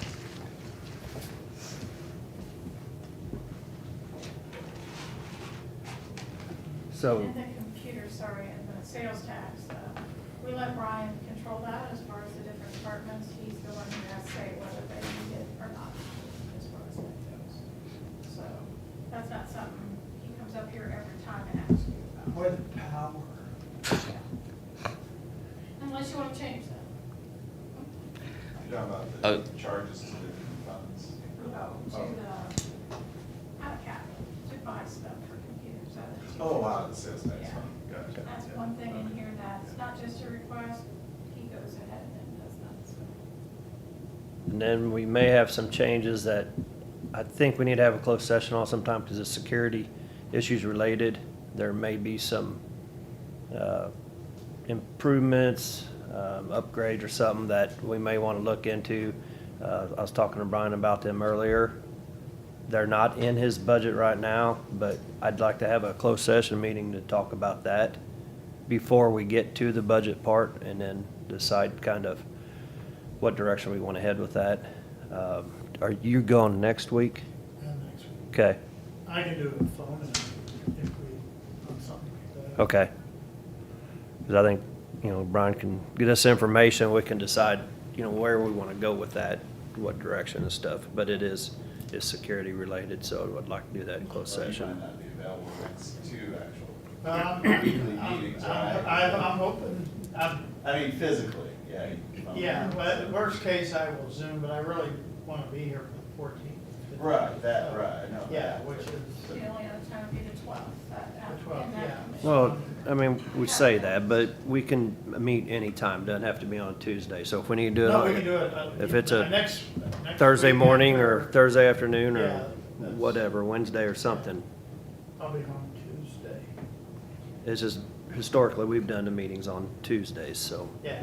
I think once we find out that you're back and they don't have you too drugged up, which actually we may have them put you down, but, instead of up, but we can just.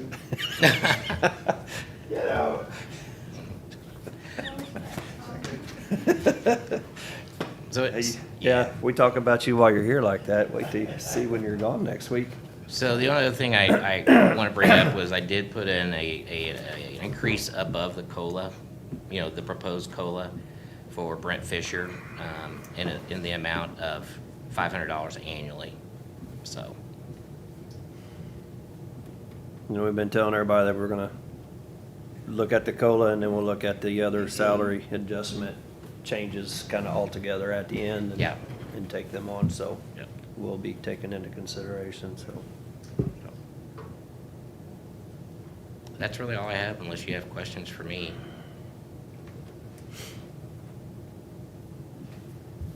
Nope, think I'm good. So. And we did maintenance yesterday. Yeah.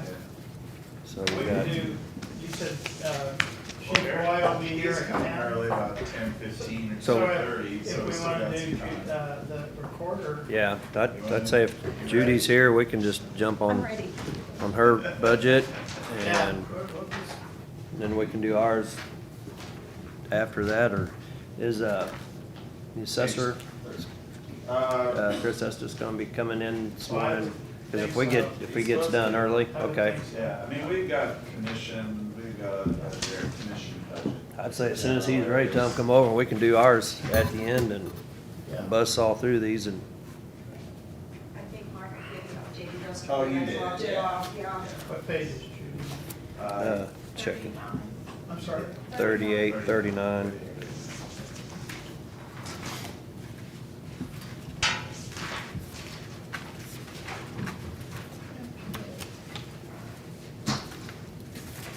We want to start on page 39. I had noticed when we're looking at the, under materials and supplies, I've got an empty slot there for equipment service contract. I don't know when I had to go back to re-enter in the SNA if I skipped that. Oh, that must be that's mine. Okay. That's my omission, yeah. You asked for 1,000, I dismissed it, so I'll fix it. Okay. I'll fix it. Okay, so I know last year or this year we had to do. It's not the only thing I missed. That's the only thing I caught. Well, on your side, yeah. We did 3 transfers in '23 so far with a total of $528. And in that equipment service, as of November 1st, we've spent $592. So I think 1,000 would be probably what we would Okay. need. Yeah, that's your request. I see it now. I just Okay. missed it, yeah. No, My that's bad. fine. So that'll get fixed. And then, under the printing and binding, we went over the $1,000 that we had in our budget, but that's because we had to replace our marriage license packets and our marriage license paper. And I noticed that the cost of that had gone up just a little bit, so we did go over about $403 for that. But we did a transfer from microfilm, so we were able to cover those costs. But everything else looks good to me except for salaries. I know you're surprised.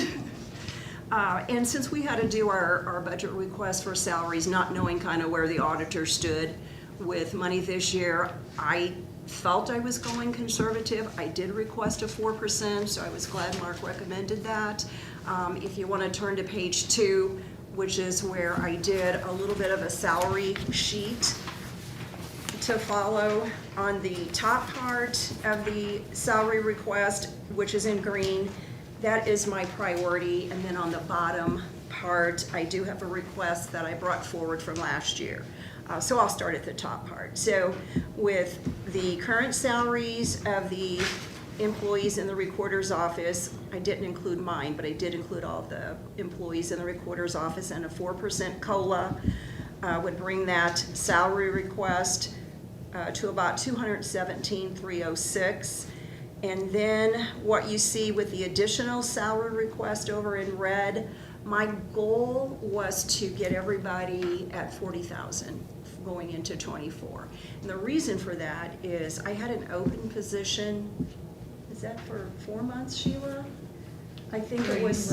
Yeah, 3 roughly, almost 4. 4 months, and we couldn't get any applicants. And then of the few that I did receive, 2 of them called. I'm sorry, 1 of them called and asked the salary. She didn't even show up for the interview because it didn't pay at least a minimum of 40. And that's what I seem to have been getting across board with all of the applicants that I had, which was very slim. And I just feel like instead of asking for a merit, which all of them deserve a merit, I tried to equalize the salaries into what I have seen. And I did check with a few other counties, and I had a meeting at Boone County, so I did check with them, and their deputies were 40 to 42 unless they were lead or chief position, or unless they had been there for a really long time, and then of course they bumped up in salary. So I did put in an extra $1,226 to help the people who are not at that 40. The other thing that I brought forward from last year was a cell phone stipend. I know Mark hates to hear that, but I did request a cell phone stipend for chief deputy. It's $600, which is what I've seen in the county for other employees, so I felt that was fair. I also did put in a request to Brian for a cell phone for myself. I do use mine all the time. It actually kind of gets a lot of use for business. So I think Brian is working on that for me. So the request for chief deputy is still in there for going into '24. Then at the bottom, I have here that I also brought forward from last year is the lead deputy. And I know that's kind of a newer position in the last few years. So last year I had requested that the lead deputy's salary be brought up to what I have seen other lead deputies step into or either be hired into. At that time, last year was about 44. So I did request for my lead to be brought up, and that calculation is not included on the top part with the 4% COLA. That would be in addition. So that is my primary on top, secondary on bottom. I don't know if it's possible just to do a little bit study on other leads, how many years they were here, where they started at in a salary, and to see if I could get some, or I'm trying not to use names, I'm sorry. My lead deputy also up in that salary. She is very, very valuable. It has been proven because she's had so many job offers that I've been trying to retain her. And fortunately, she likes her job, and I am able to keep her so far. I figure we might need to check. I've got her on my, I've got the lead on my schedule at 43, 122.68, and you're showing her 42, 122.68. I would have to check with Debbie. I thought she was still at 42, but I know I recently, when I lost an employee, I did juggle $1,000 and move it over to her because I wanted to retain her. I wanted to match an offer she had. Well, I actually didn't match it. The offer was greater, but I did want to give her something. So I may have that incorrect. If she's currently at 42 or 43.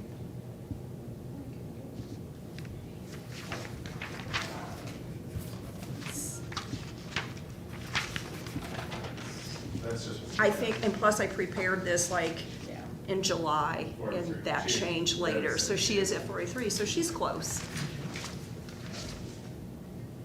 And the 4% will help her too. But it would also change for the others who are greater, so. That I'm showing here at 44.8.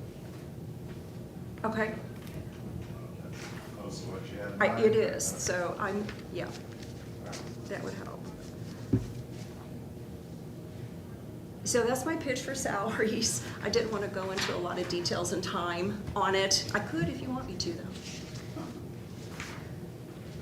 The other submission that I had is the request for IT budget.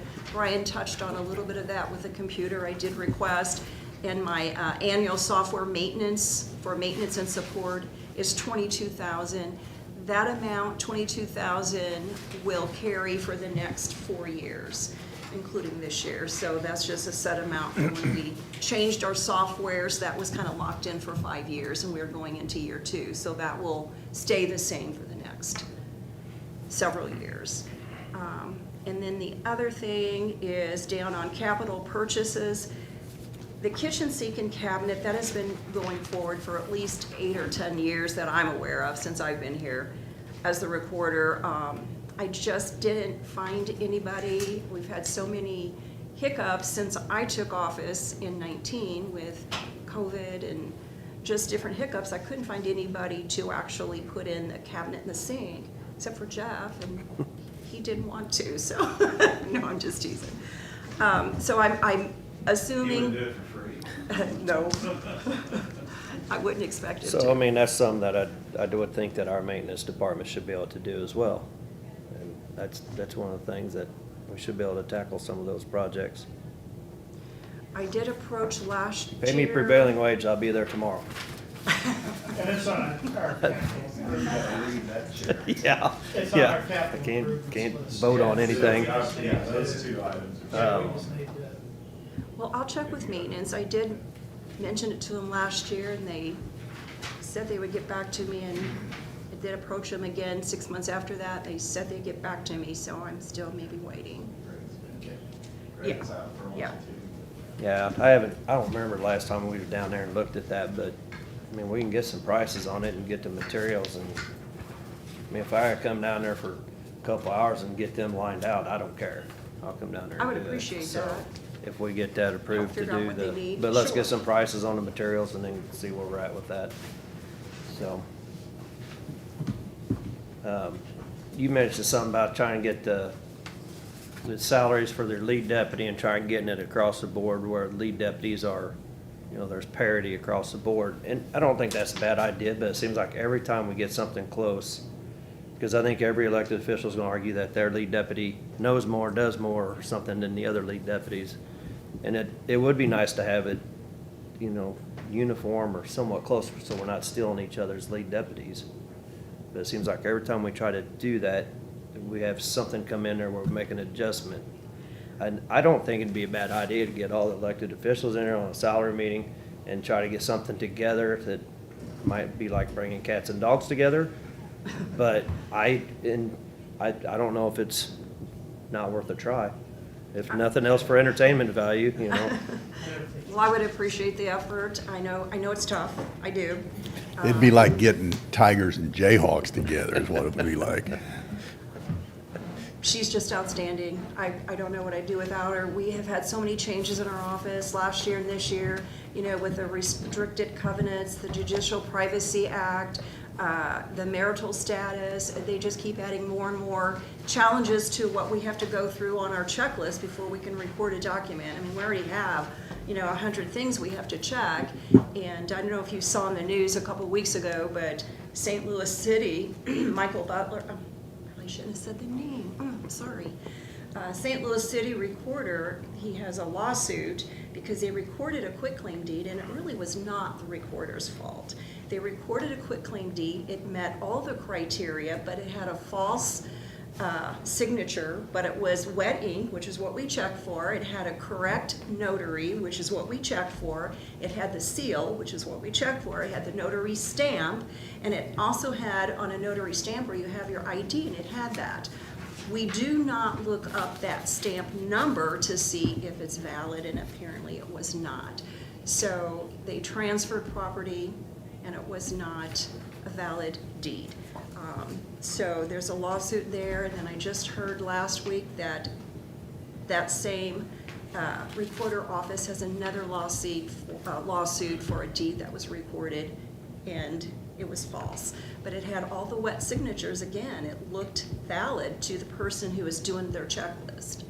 So there's just a lot of things happening in the recorder's office, and I hope that for the future, I see changes because of those lawsuits, but I hope that we don't end up having more closed documents because we are supposed to be open records.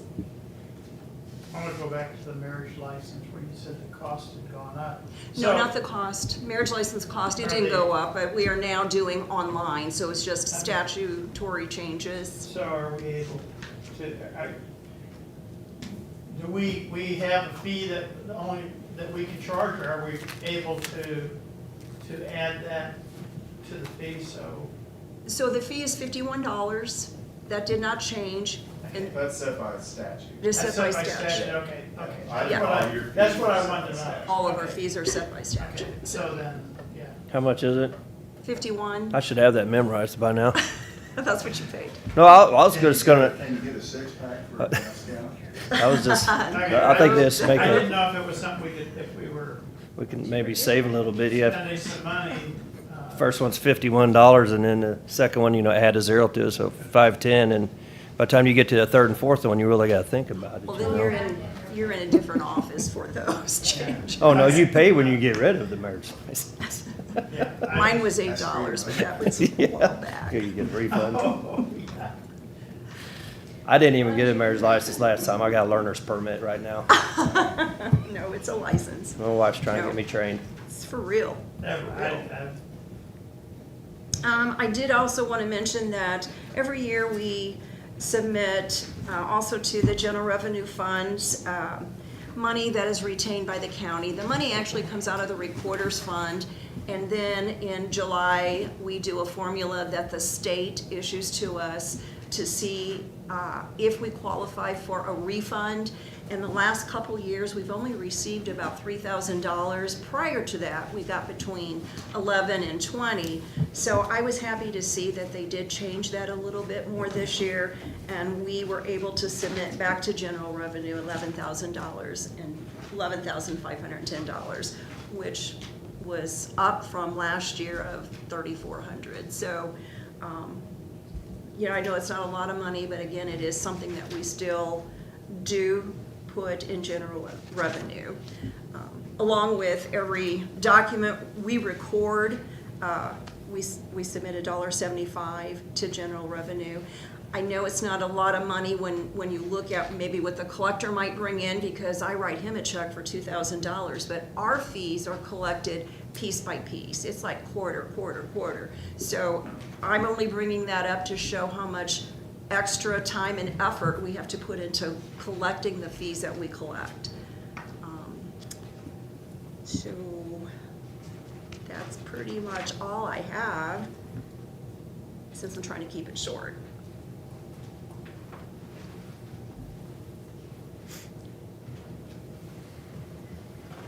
Do you have any All right. questions? I don't have any questions. No, No? thank you, ma'am. Okay, thank you. All right, thanks, Judy.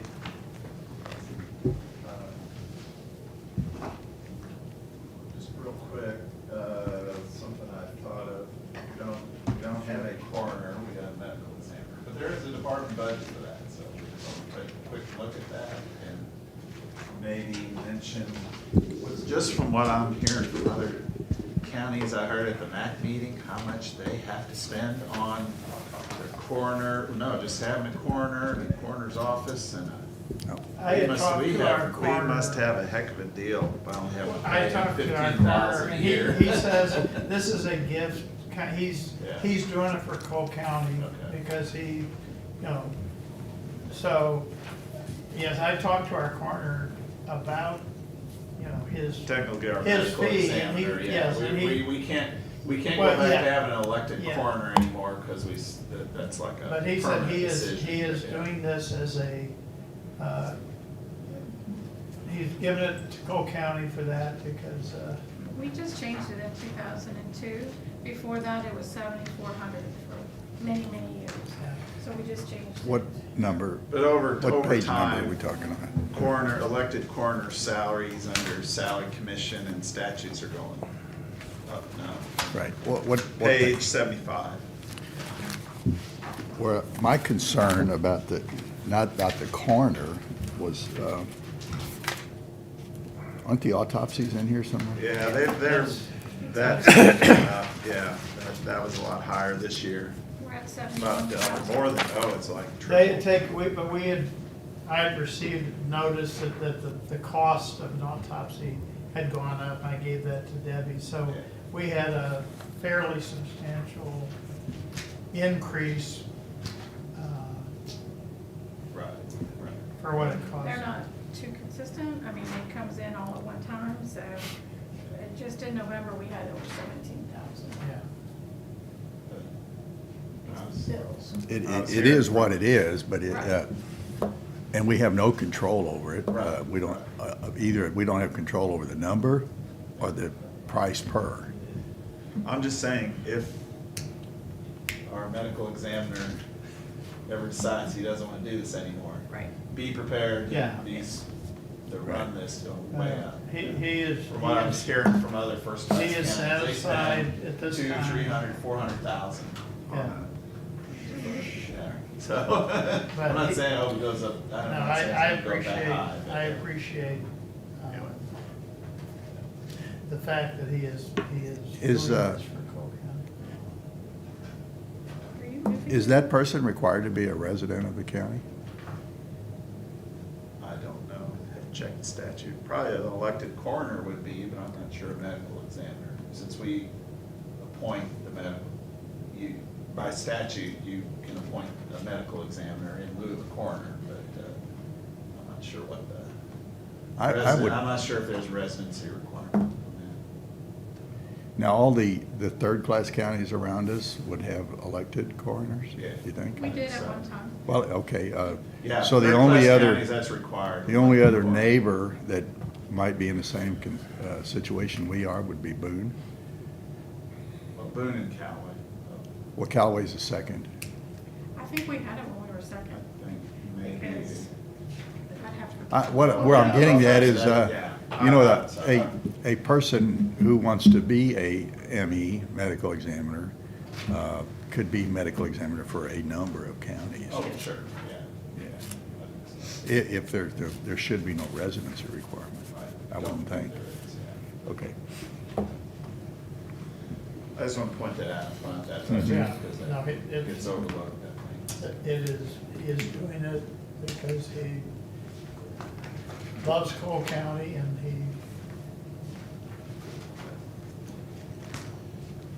Can I take a quick break and then? Sure. There we can talk about Yeah. your budget and then. until The assessor and everybody gets EMS here. and ours is all, Yeah, so. everybody Yeah, should be here soon. Oh, man. I'm good with the coffee break. yeah. I had to get something a little stronger. Oh, all this excitement. So you're, yeah. Page 76, one of these. Corner 74, 75. I could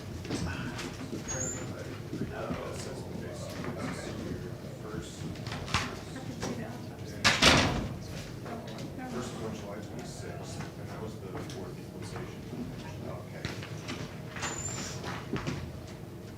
And then 7. And then 7:30 was when I talked to. 6, 7. All right, and then on August 19th was when I talked about the actual effects of the assessment. I must have missed it. That was when I looked at some of the school districts and stuff like that, and saw what they were actually seeing. Got it. Yep, okay. 8/19. Thank you.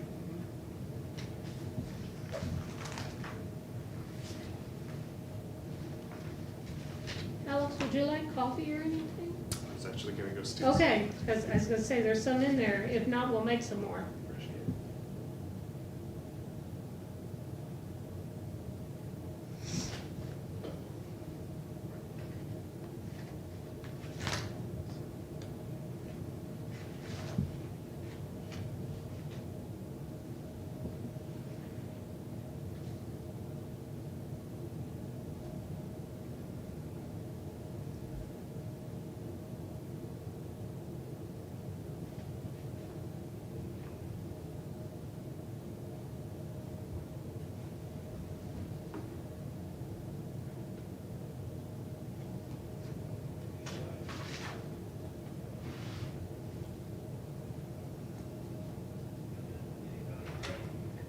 If we can stop there real quick if we need to, because I don't think that one.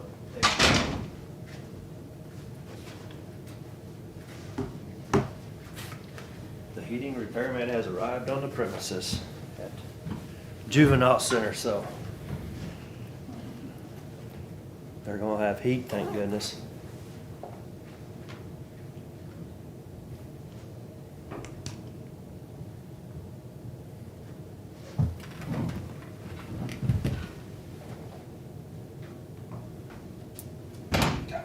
Static electricity. Man.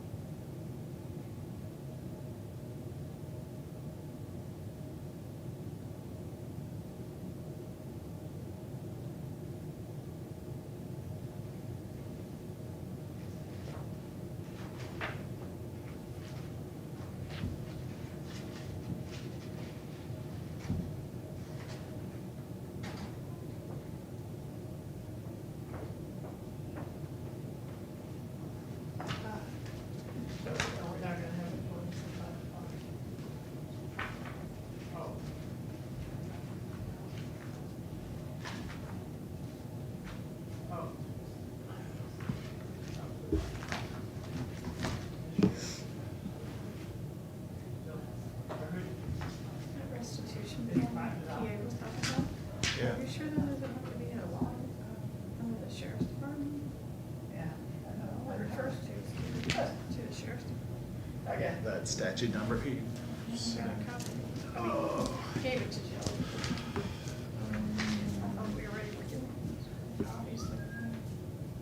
I remember seeing that. I got a list of all the funds that Boone County has from their county auditor, yeah, or previous county auditor, yeah. I remember seeing that on theirs, and I think it, well, there has to be this commission set up Yeah. It's all pretty. to actually oversee how to spend the money, but I think it can involve prosecutors' expenses, I think. At It's least, a fine line involved. I'll have to re-educate myself with it, I remember seeing that a lot of smaller counties. We do have a fund line. I just didn't know if it was under that statute. You have a what? Sheriff has one. Oh. But I don't know if this is the Oh, same okay. statute number as the Senate. I think Kristen had those different funds that had the statute number, what it was. Okay. So. Where she had that part with every fund, obviously, because she's got it on here, too, or had it on there. Well, when Jeff gets back, we can talk about like ARPA real quick. Okay, or- yeah, let's, We can talk about the commission's budget. let's keep too. moving. Commission's We'll keep budget. moving ahead. I'm sure Eric will be here soon, but. Yeah, uh, yeah, I think his will probably take too long. It's- I've got the assessor on my cell phone, because that's one of the quicker ways to get a hold of him, and I'm texting him to see if he can come in early.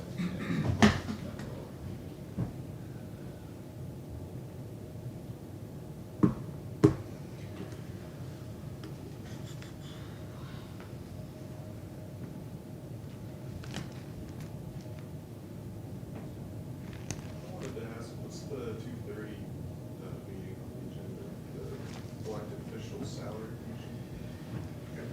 Every odd numbered year, the county elected officials, at least first class county, maybe all. It's every county. Every county have to meet. All but well, if you're the big charter county that are on a separate charter, it doesn't apply to St. They Louis. meet and decide whether or not they want to change salaries for elected officials.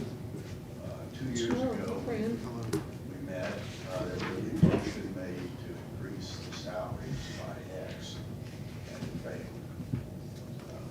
I don't remember what X was. I didn't know either. Every elected official, including the sheriff and prosecuting attorney, who Am I on the hot seat? whose salaries are set by statute. They They can vote. vote, they can They're vote, voting on vote, this. but it doesn't affect them because their salaries are set by statute. So that has to be done before November 3rd. You gotta have at least one initial You have to have at meeting least by one November meeting by 30th. November 30th per statute. You can You keep can meet- meeting through December 30th. I think that's right, sometime in December. Keep meeting and going back and forth, but then you have to either leave them where they are, or I guess you can lower them if you want. Whatever. What's that? Oh, yeah, there, you can actually lower salaries. I don't know if I've ever seen that happen. Never happened in the history of the world. but, If you're not handing That's it what down, that's so- about. Yeah. Are you gonna come? Probably come with it. Okay. Okay. Not sure we had anybody show up. Is there anything particularly you want on the screen, or? is there- Do you have the sheets that I sent you? I think so, yeah.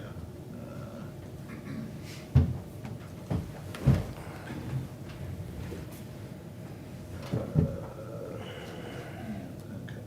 Some of the salaries. Let's start with salary.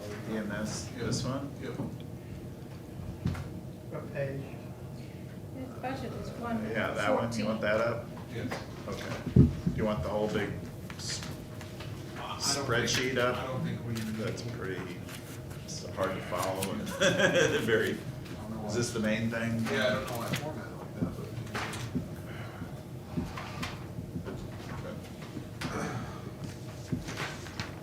Your page. 114. one- Yep. So Somebody found it Debbie already. already told We me. started without you. 114. The enterprise. Skip capital. Oh, yeah, well, whatever order you want to go in. The sales tax fund starts on 111, enterprise fund starts on 114, so We start on, you tell me what order you want to go in. well, let's start at sales tax. 'Cause Okay. It all, for 111. So that's 111. 111. You want to grab that one?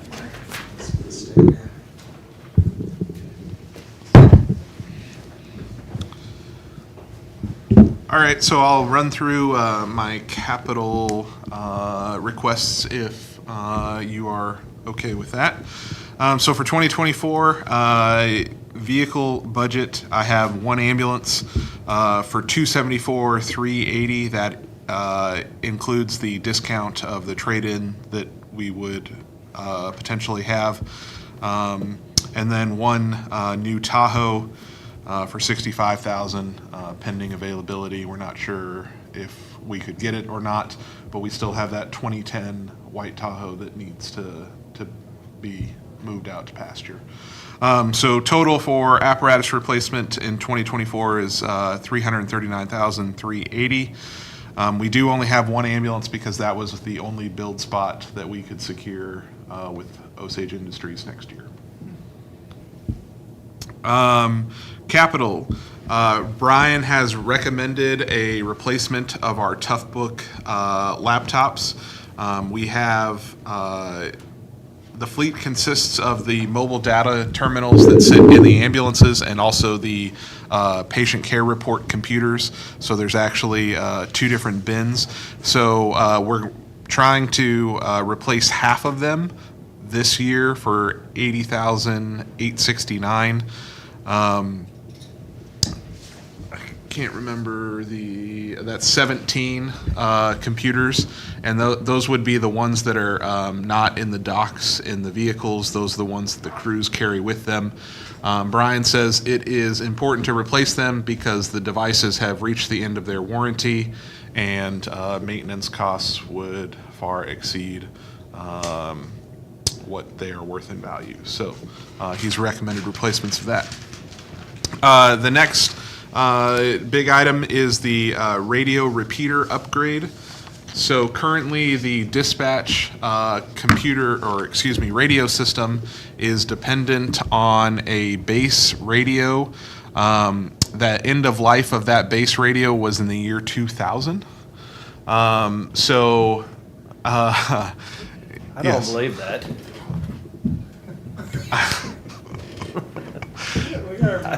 Just saying. Yes, we have gotten our money's worth.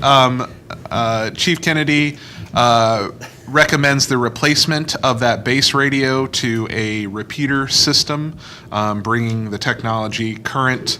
The issue that we would have is if the base radio were to fail, we'd be doing all of this on emergency replacement, and we'd probably be operating out of the MEOC while it got replaced and up to speed. So we'd like to head that off ahead of time. And as you mentioned, we've gotten our lifetime out of that. Next on the list is continuing the replacement radios. These are replacements of the mobile and the portable radios. Most of our vehicles, or some of our vehicles, still have the old style radios and where they can only talk on one type of radio frequency. The newer radios, we can talk on all the different types, so digital, UHF, VHF. So we don't need multiple radios to monitor all the things. It comes all in one. So we've been replacing those as we get new vehicles. So those would be mobile radios to place in the ambulance and the command vehicle if we were to take delivery of those. And then we are trying to replace our portable radios just a year at a time so that we don't end up with a huge radio burden that we need to make all at one time. So I believe that's for 5 mobile radios and 2 portable radios. Then the items get a little bit smaller here. Communication headsets. These are the headsets that our 911 communicators wear. The batteries are going bad and the connection's not so great, so we're looking to replace those. Supply room RFID. This would be to upgrade our main medical supply room to have RFID labels and tracking. So very similar to going to the grocery store. You use the RFID scanners to do your inventory and keep your counts. We are currently doing that by hand once a month, so we have people come in and they count all the inventory in the room to track it and see what we need to order. So we're paying man hours to do that. This would significantly reduce that time because they'd go around and scan everything and the computer would tell you what you have and what you don't have. So that will probably be a net savings in the long run. So that's a $7,000 charge. Touch screens. This is adding touch screens to the communication center phone system. Right now, they have to manipulate the mouse to pick up and answer the phones. This will allow them to just tap on the computer screen. A couple more, and then I promise I'm done. A utility trailer. We need a new utility trailer for the ATV ambulance that is still on order that looks like we'll be seeing the middle of next year is when we're going to be taking delivery of that. The good news is the ATV is great to get around. It's street legal, so it can respond to Adrian's Island. It can drive right over the bridge. But if we have an incident like we had, there was a minor train accident out in Centertown last weekend. If we needed that out there, we'd have to pull it on the trailer. So we'd just like to replace the one y'all that we responded to one down in Osage Bend before that they were off the beaten path. Yep, and exactly. So we could where probably. y'all gonna park that at? Is that gonna be in the? It'll be in the third bay of the new building. Okay. In the back. So, well, I knew we was getting a new building, so that would give you some room, so I didn't know if we were, can we talk about what's in the back in the old ambulance area, or is that still sheriff stuff? So we have 3 or 4 ambulances back there, depending on what our maintenance status is, and then the sheriff also has Okay. his rig back there. Because we should be getting a little more room with the new substation. Yeah, I think we'll still need to keep 1 or 2 ambulances back there, but we should be able to condense it down that maybe there would be an open space back there if we need to put other things in there. Okay. But I'm not sure that I can completely move out of there right now. Yeah, I was getting in the weeds on that one. Yep.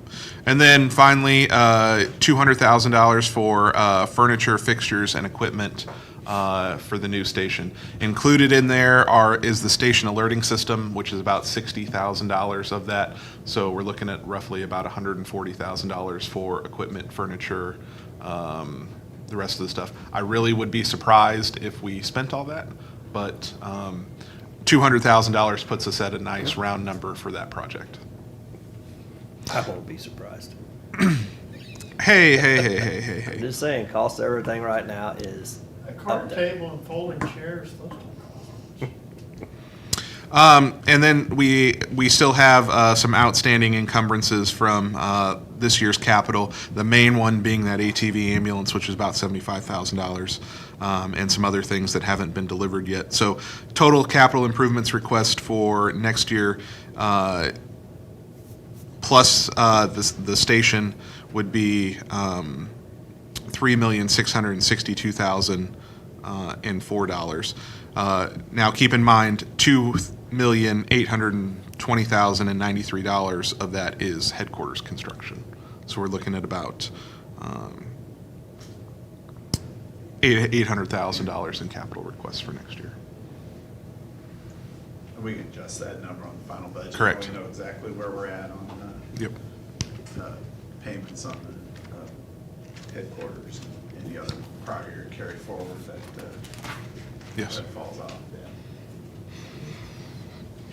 Questions, comments, concerns? All right. Moving over to enterprise funds. Obviously, the number one hit everybody wants to talk about is salaries.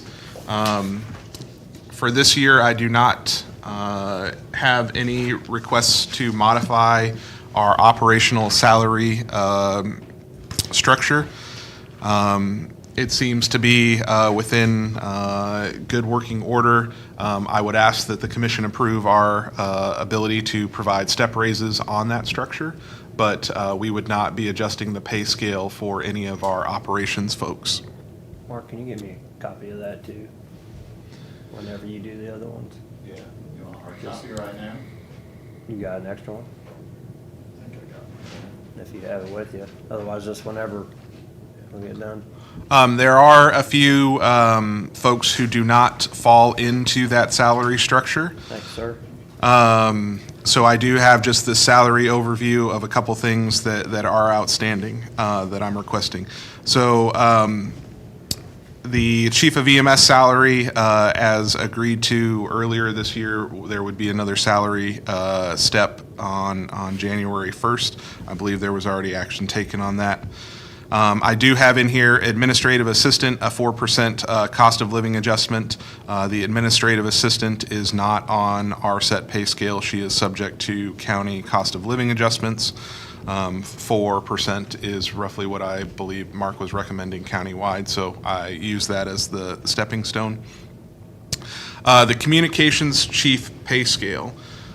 This is done through some market research and to reflect the importance of that position to our organization and the entire county communication structure as a whole.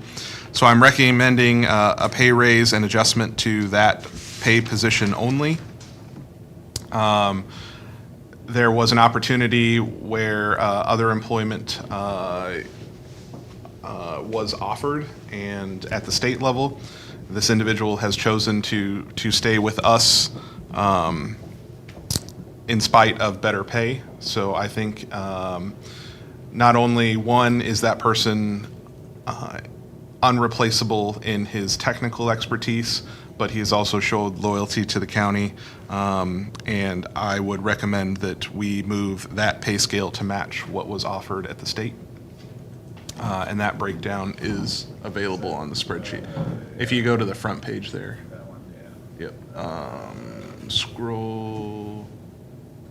Dispatch Yep. supervisor. Dispatch supervisor. So moving that from to a starting pay range of, can you go up just a little bit more? 57,000 through to the, and if you scroll down, Mark, 57,000 to 64,000. So we just adjust that pay scale, and I believe he's currently sitting at step 3, which would move him to a $60,000 annual salary. So you're looking at roughly 4,000 Yep. increase. Yep. The other piece of that is, So are you changing the whole grid then? yes. Or just this? Nope, I adjusted the entire grid, so I gave a 4,000 increase across the grid.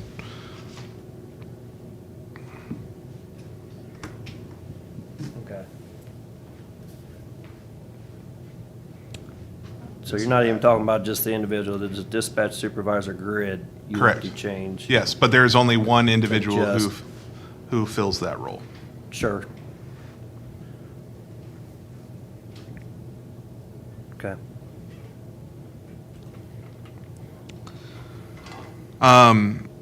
That person also plays a key role not only for us, but for the sheriff's department, and balances some of the gaps for IT, also is really important in emergency management and the emergency response team as well. So I think that's well-deserved. The only other final salary request that I have is to add what I'm calling the duty chief stipend. So our duty chief position is our senior command staff that's responsible for the entire shift. So that is myself, the deputy chief, and the logistics battalion chief. We share that position on a 24-hour rotating basis, and during that 24-hour period, we are the administrator on call for the entire department. So we handle all administrative needs 24 hours a day, and we also respond to large-scale emergencies or calls for service as needed. So with that position, whoever is filling that for the 24-hour period, they are tethered to their phone, they are tethered to the county and the community, and must be available to respond. That is currently not a compensated task. So I am recommending a $7,500 stipend per year for filling that duty chief role. Based on our rotation, that is 121 duty days per year, which works out to about $62 per duty day that we're asking. These folks, when you're filling this position, you have to have your vehicle with you, you have to carry a radio, you can't participate in various social activities. Do you have to stay within a certain miles? Yeah, you can't leave the county. So you can't go to deer camp or Nope. whatever if it's Nope. outside the county, so Nope. that sucks. Yeah. And how many people? It's the three, so myself, Chief Three. Boyles, and Chief Gibson share But that. it's already figured into yours, so Correct. it would be for the other two, Yes. so. I would just have to look at that stipend language of what that is, to whether it actually fits into a stipend. Well, yeah, I mean, we can look at it either way if it just needs to be a salary adjustment. I mean, it's, unfortunately, it is part of that job, but yeah, you don't always take into consideration those days you can't do anything. Right. I mean, Yeah. Can't I mean, you can't even have a beer at lunch, so, it's, and I also believe that, Chief Gibson has made the investment to move to our community to fill that role. For a while, it was Chief Boyles and I sharing that, so he made the decision administratively to move to the county so that he could fill that role as well. So I think it's fair compensation. I do believe that it fits the stipend because it's, I don't know that it will, because if it's part of your regular duties on a regular rotation and something you do in your chief's role, it would be a salary adjustment. okay, instead of stipend. okay. So we can work on the mechanics of that. But they're currently not compensated outside their base salary for that currently. Any other questions, comments, concerns? That's all the salary stuff that I have at this point.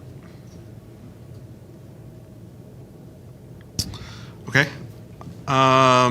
We built in adjustments, obviously, for the change in healthcare expense and the increase there.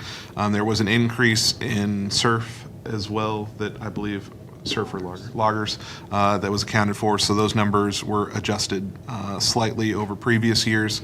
Other than that, not a huge change in salary line outside of taking those next salary steps on the salary scale.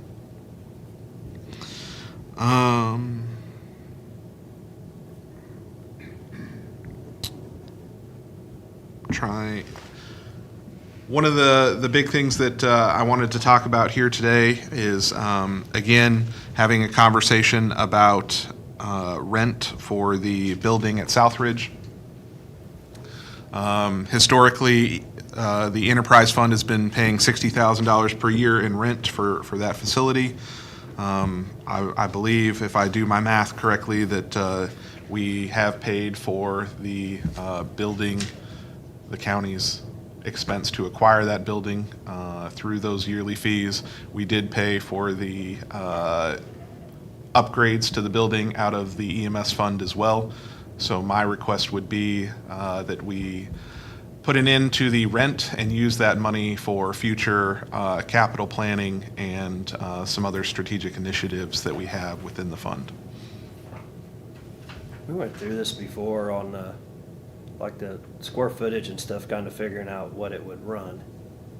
We just wanted a true cost of an enterprise fund. I mean, this is the only enterprise fund we had, so we wanted to make sure we were accounting for if this had to operate somewhere else besides Right. on a county-owned property. So, did we change that number at one point? Did we reduce it or something? We stopped the I forget when payment we got for that. the other side of the building. Yes. So, Okay, that's where we made We that stopped adjustment. So if we looked at, because I mean, if you're gonna get rid of the rent payment, then we're gonna kick you out. I mean, He might find Right. a spot for $25,000. well, that's what I'm saying, if 25,000 is more of a fair price, then I think that's worth looking at, and then, like you said, putting the. I mean, we do charge the fire districts where we're at. To buy the building and have all the old rent applied against that purchase price and it's paid for. Is that? I mean, if we needed a technical piece, then yes. I mean, so this year was, so 2023, the rent was reduced to 60,000. In the previous years, it was 120,000 that we were paying for the building out of that fund. So. Because you was basically paying for the whole Correct. building. I think half was being paid out of the sales tax fund. Yes. So I think the 60,000 is It's just the consistent enterprise from the enterprise fund. With that, I mean, kind of Sure. similar source Right. of funds, but yeah, that's. If I do my math correctly, since that building has been in use by us and paying for out of the funds, I think we're pretty close to $1 million in paying for that building. But you've not had to maintain it, cut your own grass, change your light bulbs, I would say, clean your floors. well, I would, The rental agreement, I mean, that, you should negotiate something else, chief, I'm sorry. I would say currently the only service provided by the landlord is maintaining of the grass. As far as maintenance of the building, Hey, if there were taxes, we would pay it on it. sure. No, I'm just kidding, we can yeah. look at it, but I don't think it's a free thing. Well, okay, that's fine. But I will. Just cut off the heat and air conditioning. No, we're paying for that. We're paying for that as well, and we're paying for any maintenance of equipment or supplies or anything like that in the building as well. The only thing that we may get is if it's a smaller fix. Maintenance does take care of that, but we pay for any contracted work. We pay for any supplies, materials, water, heat, utilities, all of the above. How do you get the snow off your driveway? It is pushed by maintenance or county works or public works. Got it. That's worth about 60 grand a year. That's isn't what it? I say, 59 grand there. So, I don't know if we can look up and see what other things are running per square foot for something like that to get us, because we do that with the administrative fee that we charge other We still funds and. charge Oh, we charge so- them, that's what I was gonna bring up though. We Well, I charge- know that's different, but it would be the same thing if. Yeah, well, for EMS Enterprise, we charge a $60,000 rent. We charge the 3%. computer services, which is about 51,000. That actually went down for the Maximus study, Yeah. so it went down a little bit. And then we do the 3% administrative transfer, which would compute next year to about 135,000. So in total, we're charging EMS Enterprise, if you approve the 60,000, that'd be 246,000 for various, Which whatever, is. countywide costs, Right. if you want And to the look same at we it do that for way. all other funds too. Yeah. But we actually have a company that goes through and figures that up each year. Well, the On the computer computer. costs, It's- not the 3%, that's just, Statutory. no, that's. Well, not on that fund, Not on that fund, but on other funds it is. but you decided years ago. But we don't just have an to arbitrary also number that we put that charge on. them. Oh, So we don't just have an arbitrary number that we No. charge them. No, I mean, we no. and we don't The charge on 3% carry admin by forward. statute is charged on road and bridge and the sales tax funds, so whatever, years ago, somebody decided to also put that on the enterprise fund, although I'm not aware of any statutory authority for that. I believe Requirement. the conversations that I've had and we've talked about is I'm perfectly fine with the 3% out of enterprise.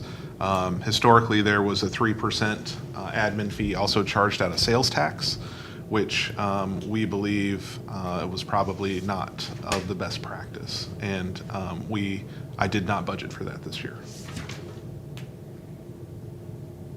It was built into the transfer You didn't, out. but I put it in there, Okay. because I thought- the way I read the statutes, I think that should come out of the sales tax fund, not necessarily out of the enterprise fund. So On the way. we've been hitting you with both Correct. over the years. But is the county providing countywide services that for less than that or more than that, that computation's never really been done. We do that with Public Works too, the capital sales tax and their. Right. Those are both authorized by statute. I think if it was 10%, you'd have a real argument, but on a 3%, I think you're Well- getting services for that 3% that you. I would agree, but it's actually 6%, because it's 3% out of both sides of the budget. It's 3% out of this side and 3% out Well, of it's that 3% side. of your sales tax revenue and 3% of your fees. Fees, that's it. It's not carried forward, it's just on new revenues. Right. When you consider HR, finance, accounts payable, attorney, Oh, there's costs, Oh, definitely. So there's 254,000 roughly charged to the enterprise fund, plus the other 3% coming out of, Which would be another 100,000 or so. Pull that up. 135, 135. out of 660. That looks about right, yeah. so I think that the bigger focus to this is, from a budget standpoint, we can balance the budget, and it's not an issue. It comes back to, are we making that money work the best way that we can? So when we look at some of the long-term strategic planning things that we have in the next couple of years, as far as looking at filling in the Russellville gap that we currently have, and maybe possibly exploring another facility, maybe adding another crew downtown, that's where that conversation comes in, as far as how are we using those funds. If we want to maintain status quo in the current operations, then yes. I mean, I have zero problems with the amount of administrative fees that we're paying. But I guess the question would be, is there a better use of those administrative fees to provide service for EMS? So, But that's part of providing the services, agreed. having, so. I see where you're coming from. And I would say if and when we expand, then we can come back and really, and look at it as well. My goal would be to ensure that the capital contingency fund would be able to fund any projects that we have in the future. So let's say we do decide that the strategic plan to put something along Route C, I would hope that we would be able to save in contingency to pay for that in cash. Whereas, if we went the administrative fees route, in order to maybe accomplish that project on the timeline that we're looking at, maybe we'll need some general revenue funds to complete that. So I guess it's just a matter of how you want to split the dollars, so to speak. I don't remember any time we've ever said no for when Agreed. you come and ask Yep, for something. 100%. So, But we need to make sure the fees we charge is in line with what the cost really is too. Have we established a two-story, three-bay station cost X dollars because of what we're experiencing here, or is this one, I'm not gonna call it a Cadillac, but the fact is, it's got administrative offices in it, and another one wouldn't. This is definitely an albatross to build downtown. The type of building that we are building, I believe Commissioner Helsher and I have had conversations about what something along Route C might look like, more of a Morton-type building with more efficient construction than what we're doing down here. And I believe the price tag would be significantly less, just based off the type of building that we would need. How's first responders going? Is that, because it seems like it had died off for a while, and I think COVID really kind of set it back some more. And that, out in the extended areas of Cole County, those are just something that's priceless. So one of the things that we worked on throughout the summer was really strengthening the first responder program. So they had a change in leadership. So is it Is they still separate than the fire departments? The fire They are districts still and- separate from the fire departments. However, they have strategically aligned with us through the MOU. So we are providing operational support to them as far as training, supplies, oversight. A majority of the first responders do intermingle within our organization as well, whether they're employees or volunteers that have close relationships to our staff. So we believe that the first responder program is getting back to where it needs to be, especially in the western side of the county. We have some folks that are really, really active out there. As far as where it's needed the most to expand is probably in the St. Thomas, southern, eastern portions of the county. There are a couple of folks down there who participate, but maybe not the coverage that we want.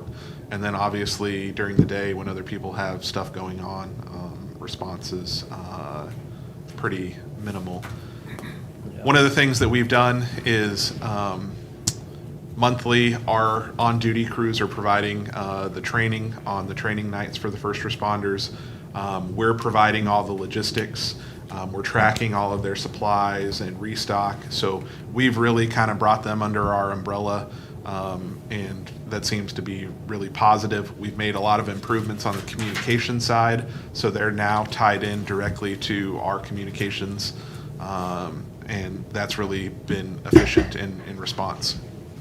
One of the big things, the next big step that we need to take is really getting this Lincoln EMT program off and running so that we have a pipeline for people in the community who do want to participate to get the training that they need.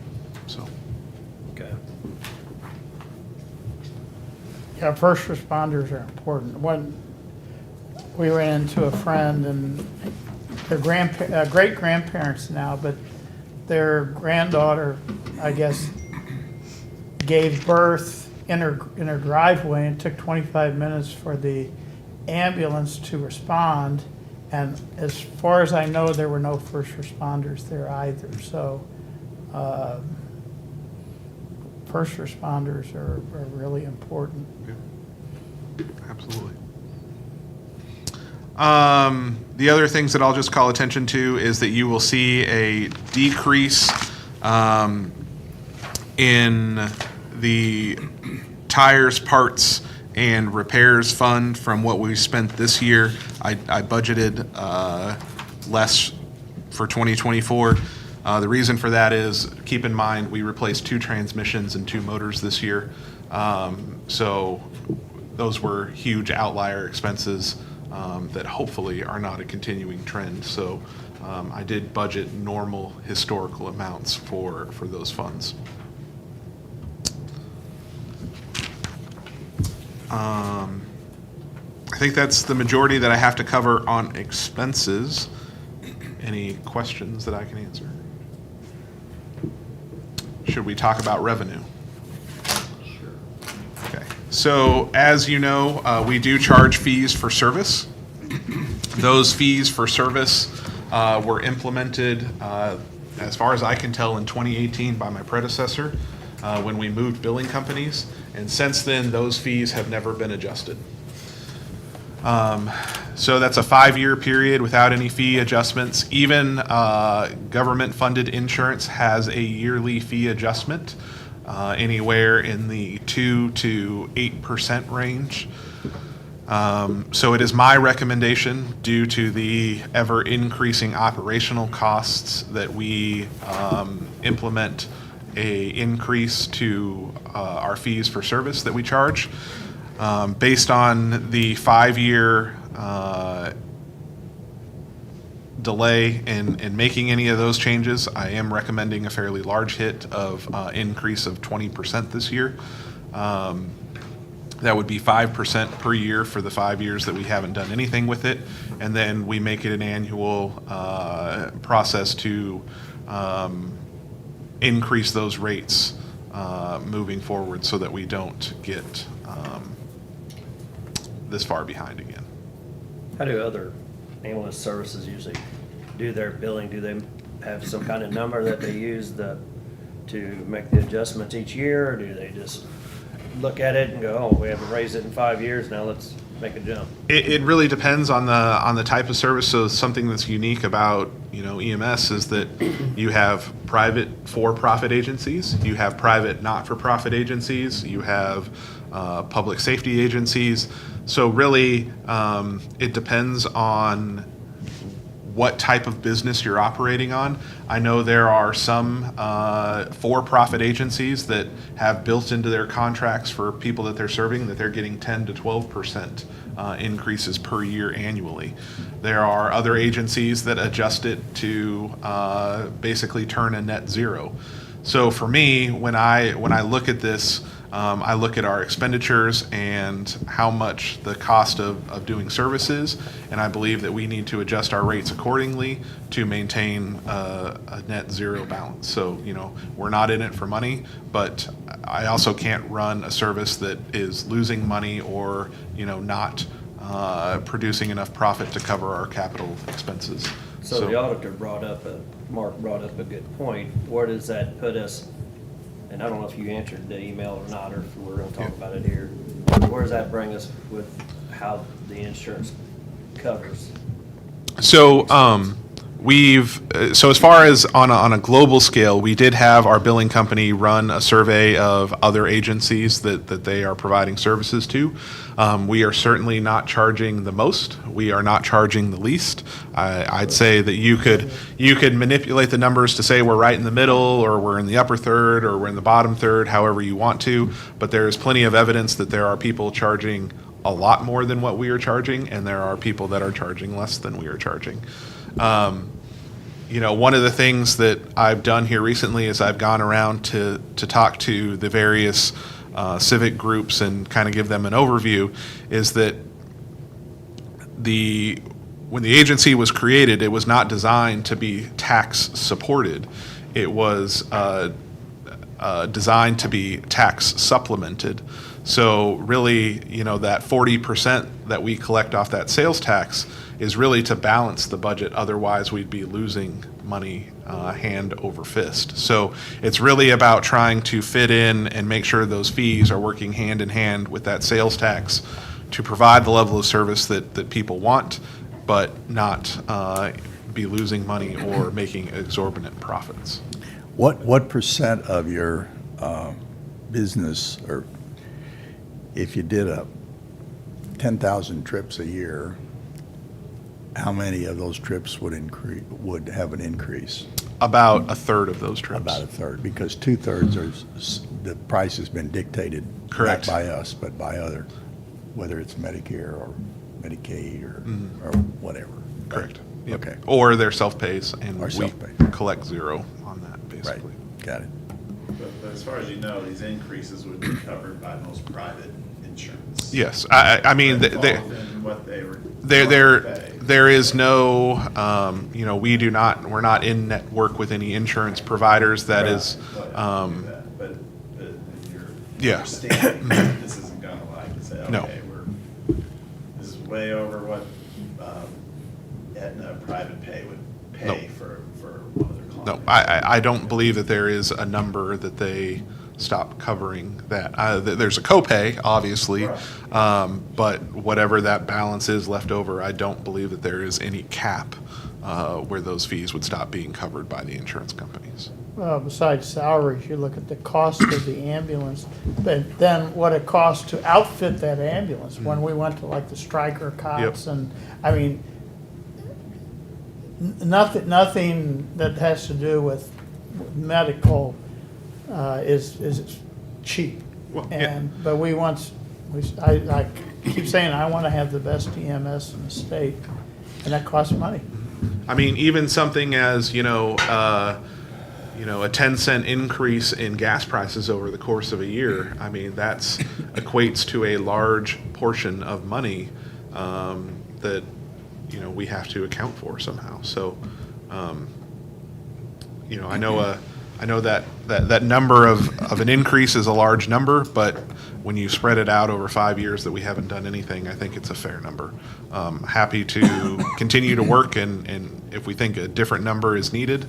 The only thing that was requested is that if we wanted to implement this on January 1st, that we would have this to the billing company a week or two in advance of that date. So how long again since we've, It's been since 2018. okay. Um, I just sent you the email. Wow. And he is right, and unfortunately, that's why most hospitals get out of the business, because 60% of it is Medicare, Medicaid, and there is a cap. So the real adjustment to the budget line would only be about 25% of that revenue. Correct. Actually go up, so. And that is definitely, he said it very correctly, that's why we did the supplement of the sales tax. And it has been working, but yes, we probably do need to, and the history of when we have changed those rates, so. The cost of everything has gone up a lot in 6 years. Well, I mean, let's take out anything before 2020. Just the cost of expenses of doing business in the last 3 years is astronomically over 20% higher than what it was in 2020. So, yeah, I don't know. So going forward after that, then probably look at it each year in budget time. Correct. And not have a big increase. I mean, Yep. we're kind of in the same boat on, property taxes. We haven't had changes in a long time, and probably to adjust them, make them right, there are gonna be some shattering changes there, but yeah, when you said 20%, I was like, whoa, it's kind of hard to swallow, but if you look it up, it says even when you Google it, it was from 17 to 2020 at 22%. That's over a 3 or 4 year period. Right. So I think what we're asking there is pretty fair. And, I think in the future, if we get back on track, I believe our adjustment would probably, I'd recommend something more in the lines of what CMS is recommending for their yearly adjustment. I think this year it's right at 3% is what Medicaid and Medicare will be adjusted up. So we can kind of use that as our guiding factor moving forward.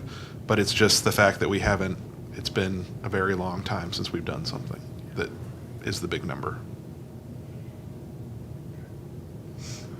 Yes. Okay. Formally put it back on the agenda so we can make that 1-1. Sure. Okay. Okay. I will put it on the agenda for next week then. I think that's about all I had. Happy to have a discussion about anything else.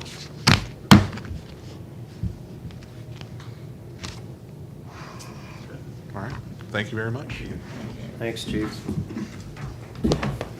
There's a bicycle in the box up there if you want to take it, maybe. We'll come get it the day that we collect He was everything. cutting his budget, he wasn't gonna No, have I- an SUV no, I anymore. bought- The I bicycle bought a and some bicycle long on johns Black out there. Friday for Toys for Tots, and our box isn't there, so I didn't know if you wanted to take it and have some of your people put it together. Oh, that's. So when they yeah, give we it should. on Christmas, when Santa Claus brings on Christmas Day, it's all ready to rock. We're going to be doing a lot of toy stuff starting next Monday, Okay, so we'll come get it okay, then. Okay. All right. Thank you very much. Thanks.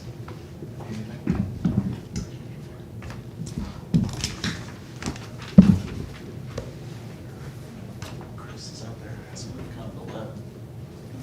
Oh, yeah.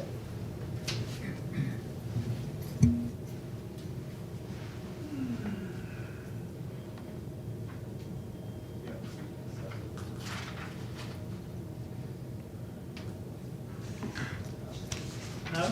No, I've gotten a response from him, so let's just go into the commission's Yes, budget. yeah, let's keep moving ahead. Page 35. Imagine, I did not spend a whole lot of time on the budget this year. We've had other things going on.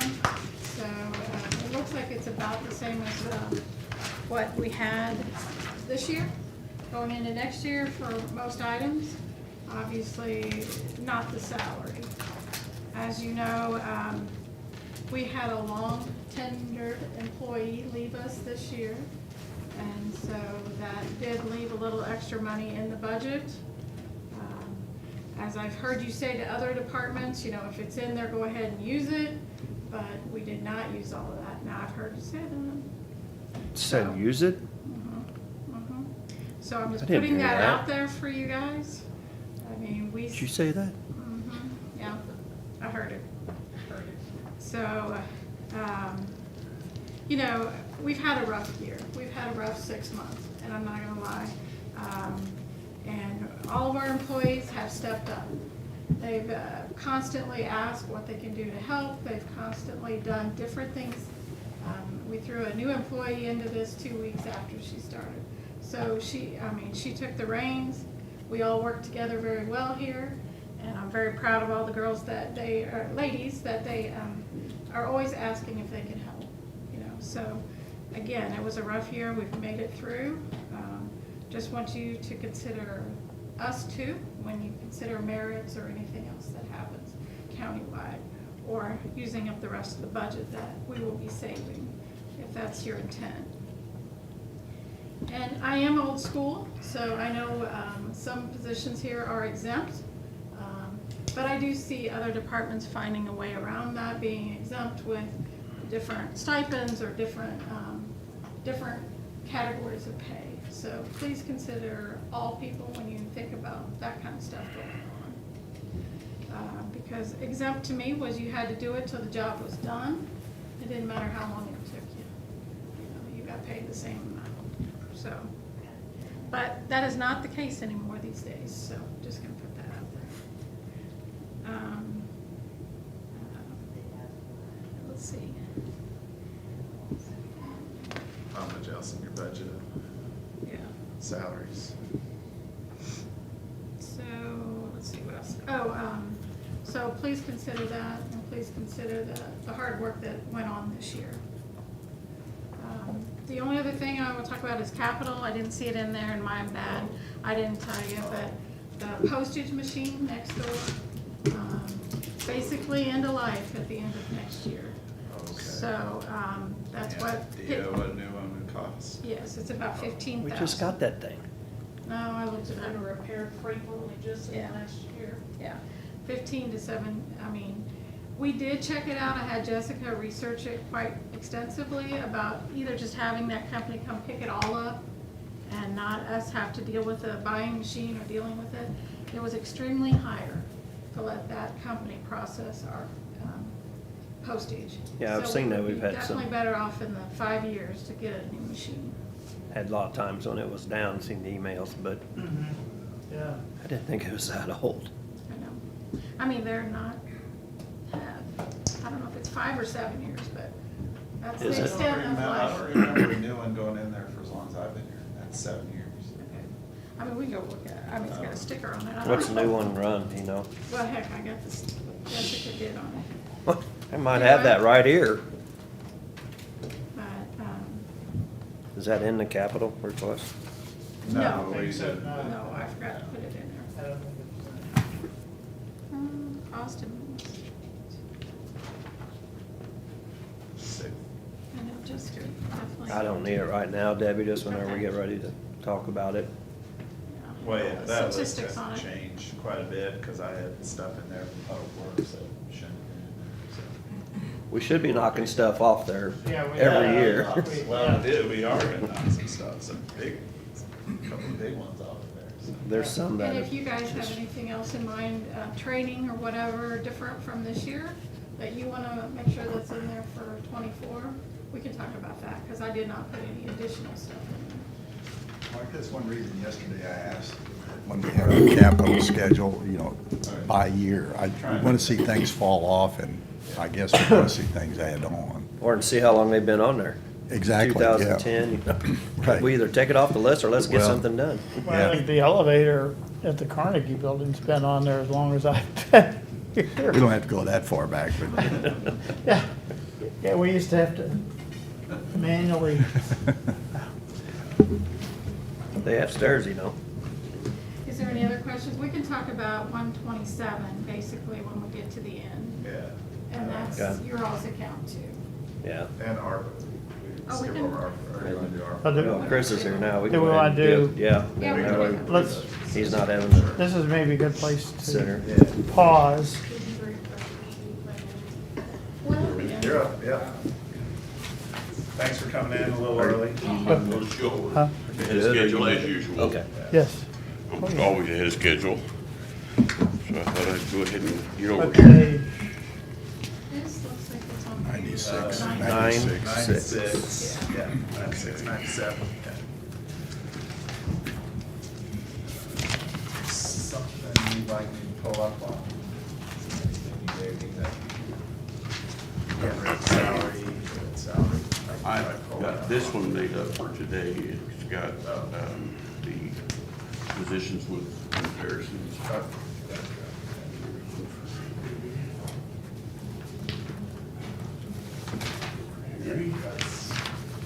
That's what you gave me before. Thanks, sir. This one here. Yes, yes, yes, All right, thank you, sir. certainly.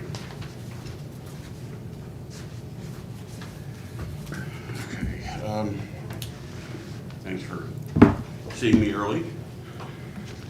You ready for me to roll? Yeah. Okay. Yeah. Yes. Just to, I'm not gonna, want to talk about salaries obviously first. And one discrepancy that I had noticed, there was an employee with the assessor's office that left and came back, and she came back to work with the collector's office. There was another person who was hired the same day she was, that basically performed the same job, and they were very good employees. I would be glad to have either one of them. One left, came back, one stayed. The one that came back at a salary of $38,500.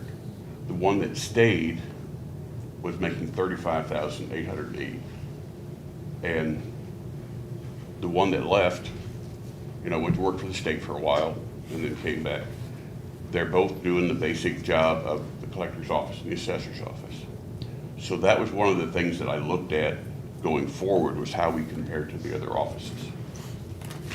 And I've got something most of you aren't familiar with, but I know a few of you are. And I didn't print a whole bunch of these because I didn't think you would need a bunch. But I'm going to say a bad word here, Archer. You've heard that dreaded name before. That's better than saying compression. What I did was, and I know for those that have been here, Jeff and Debbie, but Sam and Harry, that was a study that was contracted by the commissioners in 2005 and then enacted in, was it 07 that they first put that in?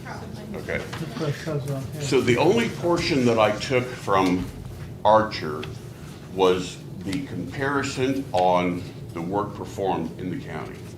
What Archer did is they came in, they gave a form like that to every employee. Every employee filled it out to identify every job that they did in their position. All of those jobs were then put onto a chart and put in equivalent grades. I think it was grade 3 through 18. Some of the grades only had like 1 or 2 positions in them. Most of the ones we're going to talk about are from, I think, 3 to 8. So what I did was I went through the county and I compared similar jobs in the different offices. Generally, I looked at the recorder's office, the auditor's office, the collector's office, and the county clerk's office, and compared entry-level employee to I guess some officers are calling it a lead employee now, others are calling it a deputy. I'm not sure, a lead deputy. There's chief deputies usually, and then a lead. Okay, chief and then lead, and then the regular That's the clerk or whichever. normal structure, I think. So if you look at the top page that I gave you, the employees on the left are the assessor's employees. The next column is the job title they have, and then the salary, date of hire, and then a similar position in a different office, and then the salary, pardon me, that is paid currently in that office, and their date of hire. So you can compare date of hire for somebody in the assessor's office and somebody in the other offices. exact date of hire, so you see how many years different they got.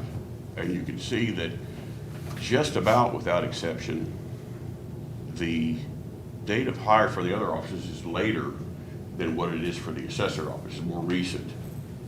And most of those positions are being paid more than what they are in the assessor's office. So I'll let you look at that as your leisure, but on the second page is my recommendations going forward with the job titles, date of hire, the current salary, proposed salary, and then I added a 4% COLA as directed by the auditor. And Mark and I have discussed this information, and I've told him that I was going to be bringing this forward, and I think that he finds some of it reasonable. I don't know if he finds all of it reasonable, but that's the steps that I took to get to where we're at now. I will say your lowest paid employees are lower than pretty much all, I mean, it's hard to say what's a similar office, but say county clerk or recorder, their lowest paid employees are paid higher than your lowest paid employees. We just hired an assessment clerk one, and they started at $32,000. And I understand that currently other officers are paying $38,000, and some have even requested higher at these budget hearings. So I would ask that whatever you all decide to do is in the way of salaries, if you would at the very least keep the assessor's office on the same par with the similar positions throughout the county. Now, you'll notice on the first page, the residential appraiser one position, it doesn't have a salary of the other employees, but it lists the position of corrections officer, which is a jailer. And I understand the jailer's salary has been increased. The Archer study found that the residential appraiser one and the corrections officer were in the equal pay grade. So if that's one of the reasons I would like to bring that one up. The residential appraiser 3/supervisor, that position is currently open. My employee finished her last day yesterday, and sorry to see her go, definitely. So that's another position that we'll have to fill. And then I have listed on the second page the 3 open positions that we talked about for a couple of years now. And to this date so far, I have not been able to attract any possible employees who had those skills. I'm still looking. I'm hoping that if the minimum is brought up to the salary level, that we maybe have a few more takers on those. But I don't think that if we're below that, I don't think we're going to be able to be competitive, or we're not going to get anybody. And one of the things about the positions, the residential appraiser 2 position, which in the county is a certified position, you have to have an associate's degree to qualify for that. For a commercial appraiser, you have to have a 4-year college degree. Additionally, the residential appraiser has to have 2,500 hours of actual appraisal work.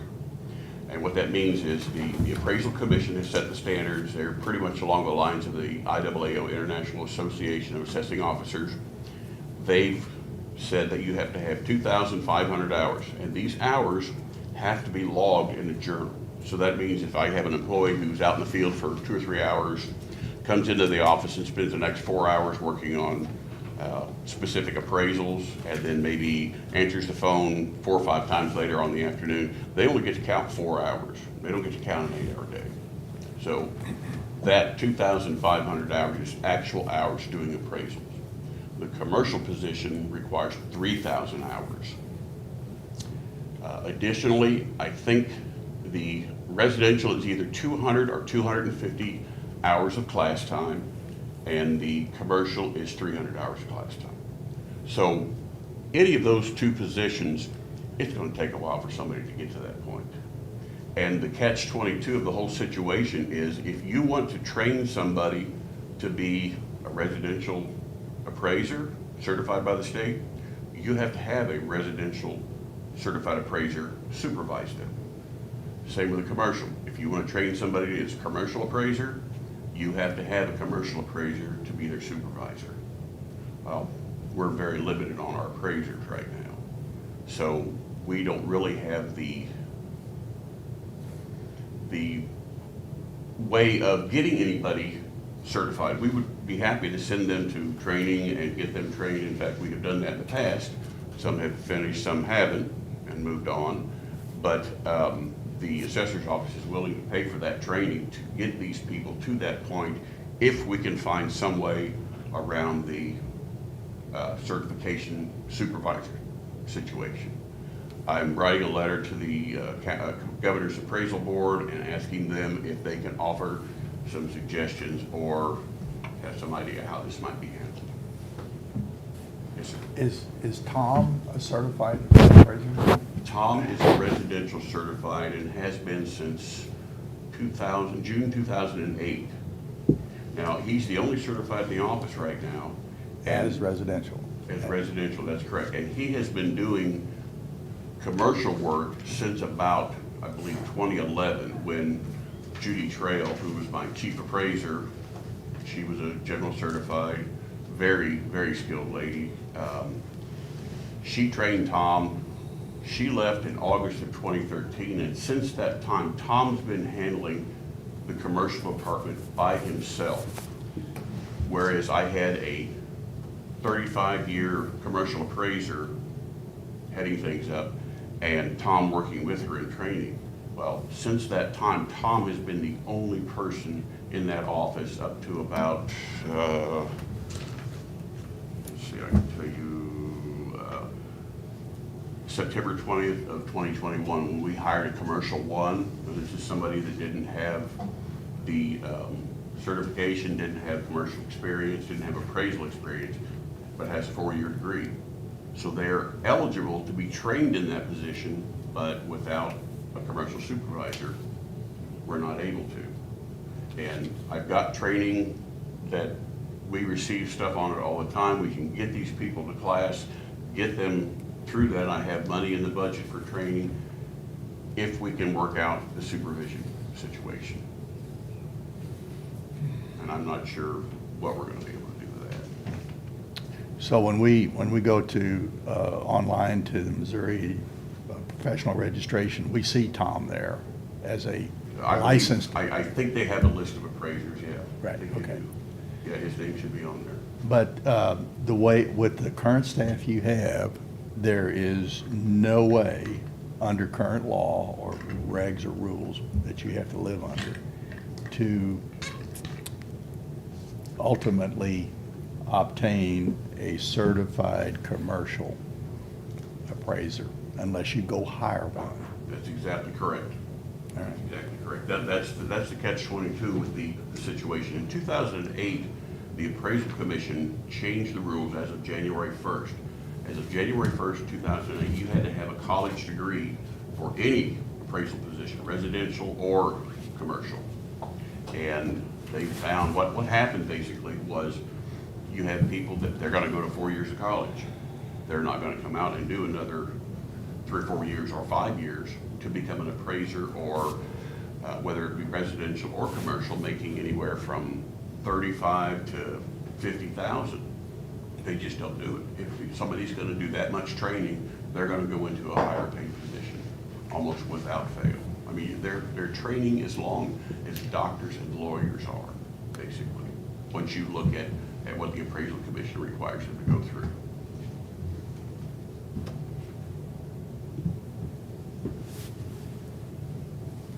Any other questions, comments? No, I think, and again, you know, we have told you, if you find one, Yes. come talk to us and we will try to work, Yeah, I understand. work I with appreciate you, that. so- We currently have Yes. a surplus of over $1 million in the assessment funds, so there are funds available to us if we reach that point, and I'm hoping and praying that we do. In the meantime, I've got to keep looking. Now, something that would help me would be your guidance on what salaries I can offer those positions so I can advertise that, because if I don't do that, then I've got to put salary commensurate with experience, or salary negotiable, or I just have to guess at a range. So I would be happy to hear any. I don't think you could, you could, but let's say, I don't think it's a good idea to advertise it. I think it's salary negotiable. Okay. That gives anybody who reads the ad doesn't stop because of the number they see. Okay. And we are not experts on something like this, so, you know, for us to set a salary is, I understand. And I would be happy to recommend solid numbers on those. I've spoken to some of the appraisers in town, and, you know, they're making good money. Most of them that I know are they own a company or they've taken over a business, something like that, but they do have employees. Some of them are willing to tell me a range of what their employees make, but most are not willing to say, well, my employee makes exactly this.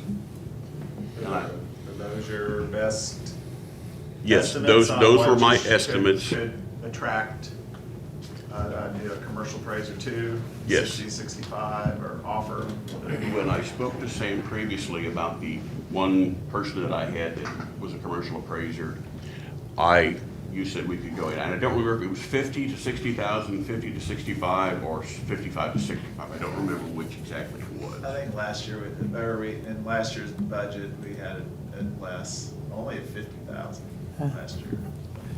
So wherever, you think that we can take this to, or I can, get somebody in, put a number in, get that in, see if I can get somebody to come in and talk to me about it, and then I can maybe get something a little more solid based on their experience and, background. You can have a general appraiser, which is commercial, who just got their certification. Well, they don't have the experience, somebody's been doing it 5, 10, 15, 20 years.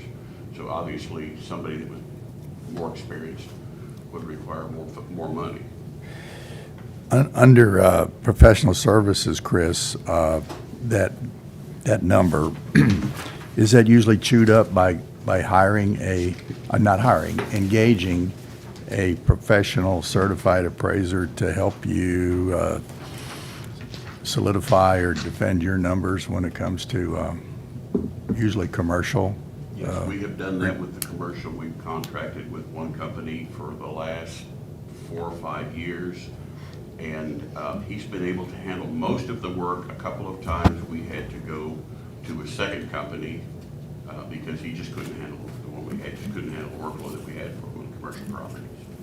And we're at the mercy of their business, because obviously they're going to take care of their business first and foremost. And if they have time, they'll take the custom from us if they can fit it in. But they're going to reach a point where they can only do so much depending on, how much is out there. And with the new rules that have been made, the scarcity of residential and general appraisers is widespread, and it's hurting a lot of areas. Who requires a certification for like residential appraiser too? Do we require it, or? Missouri Appraisal Commission, yeah. They're the ones that set the standards in Missouri for that certification. No, I mean, who requires our residential appraiser too to be certified? Is there something saying they have to be a certified appraiser? When we go to, when we have an appeal, we don't have to have an appraisal at the BOE level. But when we go to the State Tax Commission, you have to have one with a commercial. I can promise you that. I'm not sure if we're gonna have to do that. So a lot of with the times though, residential. Tom does the appraisals on some of the commercial, and we'll go through BOE, and then when we fight it, we have to hire somebody to continue fight that. But I'm just thinking through this on residential appraiser too. Say you got somebody that's been in the real estate business for years, and they're like, hey, I'm looking for another gig. Maybe they used to be a real estate broker, and they do BPOs, which is other companies will call brokers. They just give me a broker's price opinion. They essentially do an appraisal. It's a quick one and not in-depth as a certified appraiser would do, obviously. Or say it's somebody that, hey, they know what they're doing, but they didn't go to college, and they're not gonna go back to college just to get this. So can we find somebody to fill those positions that necessarily don't meet the certified qualifications? I'm willing to hire anybody So- that has the experience, that's a good candidate. the thing about the going to the state tax commission level, we're gonna test that. This year, we've got, I believe, 6 properties from one individual who has appealed to the state tax commission level. Currently, we have opinions of value. We do not have appraisals on those properties. They're generally lower valued properties. I don't know that there's one that's over 70 or 80,000. So we're gonna be going to the tax commission on those cases and seeing what we can get from the tax commission, whether they're gonna say, well, we can't accept this because you don't have an appraisal with it. And I'm pretty sure that the other individual does not have appraisals also. Yeah, I So don't we know. kind of test the situation. That's why I was throwing that out there, because I'm Yeah. just trying to come Yeah, up no, with some that- ideas, even if it's, you know, the real estate market is a dog-eat-dog world, and, you know, if you maybe fail there, but you like doing real estate stuff, and you know what's going on in the market. I mean, even people that have a closing coming up and they get their appraisal done by a certified appraiser, Yes. if they don't like it, they can go find, you know, some other Yes, yeah, that's true. comparables and, you know. Yeah, So- and we have done that in the past. I have hired former realtors. The problem with hiring a realtor, though, is if they wish to keep their realty license, they cannot sell property in Cole County because it would be a conflict of interest. So most realtors are not willing to give up that license unless they do most of their business outside of Cole County. Because for a realtor to be working at the assessor's office doing appraisals would be a conflict of interest. Yeah, that makes sense. But yeah, I'm looking for, you know, anybody who's got the experience, who can, you know, bring something to the position. I think also to get back to Harry, the professional services line, that includes any legal attorney's fees too? I'm sorry. Well, I only asked, yeah, you no, asked okay. about- I just asked, That includes both any outside appraisal, Yes. service you need, any legal. 'Cause Yes. I thought I remember seeing. That is some correct, yeah. legal. We are in contract with a law firm here in town. We had a lesser amount on the previous budget. I don't have a copy with me on that, but I think that we ended up having to add another 75,000 to that account because of the amount of commercial appraisals that were appealed during that year and, you know, what all had to be done with them. Yeah, last year that line was 156,000. So far this year, it's only like 33,000. Yeah. So, What, do you have what we requested for the budget for the previous year? What you requested, I'm not sure. This is the amended. We had to amend it, I know. I'm not sure what. Okay, what requested, but probably, I'm thinking you're right, about 100,000. And then we had to go up to home. And we're not expecting a 175. lot of commercial, well, we don't have a lot of commercial appeals this year. We only have a couple. We do have a couple of cases that are still continuing with the tax commission from previous years. We actually have one from 2021 that we're still waiting on a decision for. I think most everything else down your expenditure items is about the same. Programs. Maybe the vehicle operation, you're asking for a little more because. Yeah, that last year was just kind of a, see what we're gonna need because it was the first year we had a vehicle. Right. And if there's. That helped a lot. Yes, sir, it did. It was absolutely fantastic that for my 3 people that go out in the field, that was a vehicle for one of them, so they didn't have to worry about wear and tear on their vehicle. I still have 2 people that are using their own vehicles and paying their gas and getting the reimbursement, but there's wear and tear on them, and if we could have a second vehicle, that would help also, especially if it had 4-wheel drive capability, because right now, other than their private vehicles, we don't really have anything to get out in the winter when the weather's inclement. Any other questions, comments on the expense side? No. No. And I would be happy to sit down with any of you and go over the item one by one if you want at any time, and what else that I looked at for the salaries and that type of thing, if you wish, and we don't have to come here today, if you'd rather not. Yeah, today we're just kind of, Yes. this is the initial, and then the 14th and 15th, we'll I kind of thought that that's get how it down the would work. weeds. On your salaries, I I noticed that you put the current salary and then your proposed salary and then the COLA on top of it. So Yes. I think we'll probably work backwards of that and go Yeah. current salary, put a COLA on it, and then look at some kind of salary adjustments at the end, see where Okay. we're at with it. I just did that because I was trying to reconcile the increased salaries for the budget, and then anything after that was the COLA that would be going to all employees, and I didn't know if that COLA would apply, you know, all county employees would get the COLA at the end, or if there would be an adjustment to the salaries and then the COLA added, because some of the employees in the county are already making several thousand more than a lot of the employees in the assessor's office. So if they're at that level, and then they get a Yeah. COLA on top of that, they're still gonna be above where we're at if we go with the salary they have, then the COLA, and then you make an adjustment, unless you take that into account also. Yeah, I think we take the COLA first and then we look at the adjustment afterwards. So That's the typical calculation. Doesn't say you have to do it Existing that way. salaries, but then add adjustment to get up to whatever everybody agrees with, so. How do you do it? Doesn't bother me, I just ask if you do it, pretty please.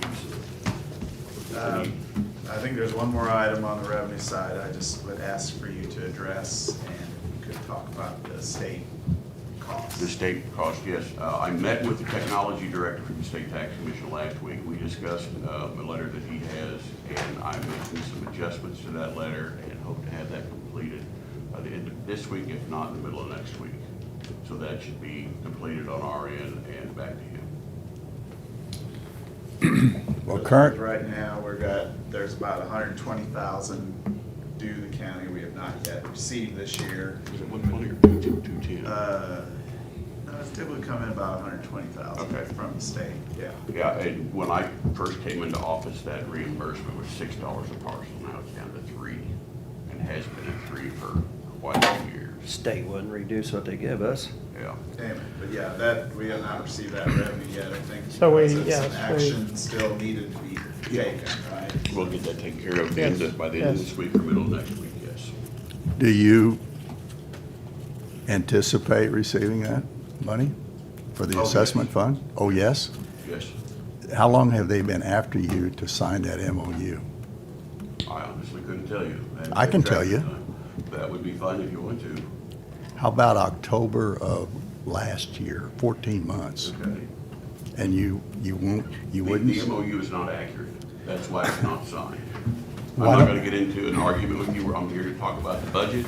If you want to talk about something else, you can set a time for that. I do. You can I do want that, to but talk I'm not here to about, argue with you. I want to talk about that revenue line, Chris. About what? That revenue line. Okay.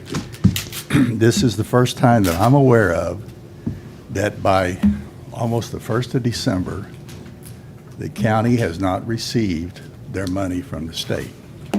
And there's a reason why. Okay. The reason why is you failed the sales ratio study.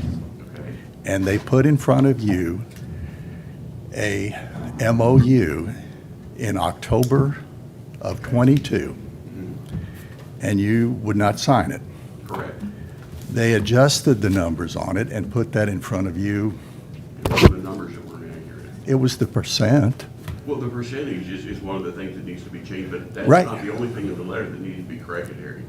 Fine. And in my It's still 16 years of 14 months. experience, It's 14 that's months. been I've never had a problem getting reimbursement from the state. We've never had a problem with the valuation. The only time that there's ever been a problem with valuations was from the time we went live with DevNet up to now.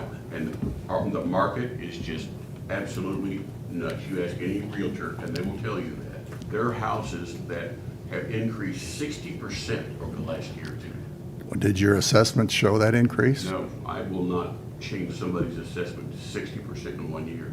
Will you That's absolutely change them ridiculous. 6 or 7% in 1 year? I can change them up to 13%. Right.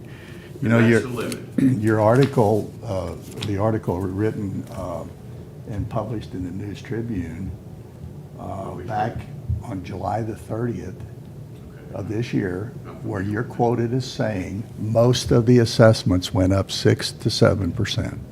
Most of the assessments that went up 67%. You're going to stand with that now? Yeah, You're most go- of them did go up 67%. Most of the ones that went up up 67%, and it was 13,000 that went up. Yes? Yeah. And if 13,000 went up 6 to 7%, why did the county-wide go up less than 3%? Well, probably because there were other properties that went down.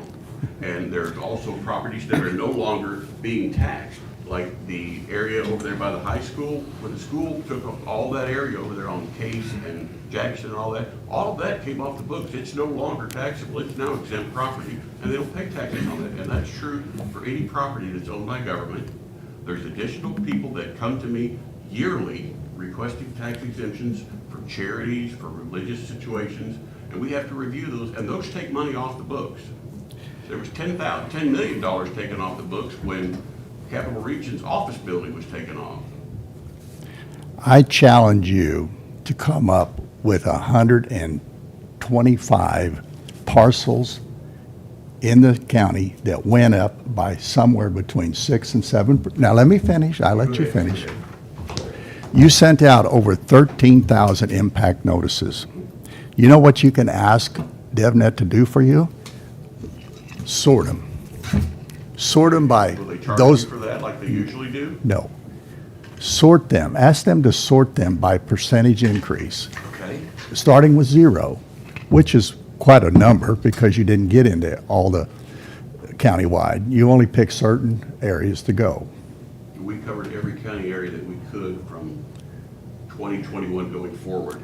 And we had to go house by house. Chris. We couldn't do a mass appraisal.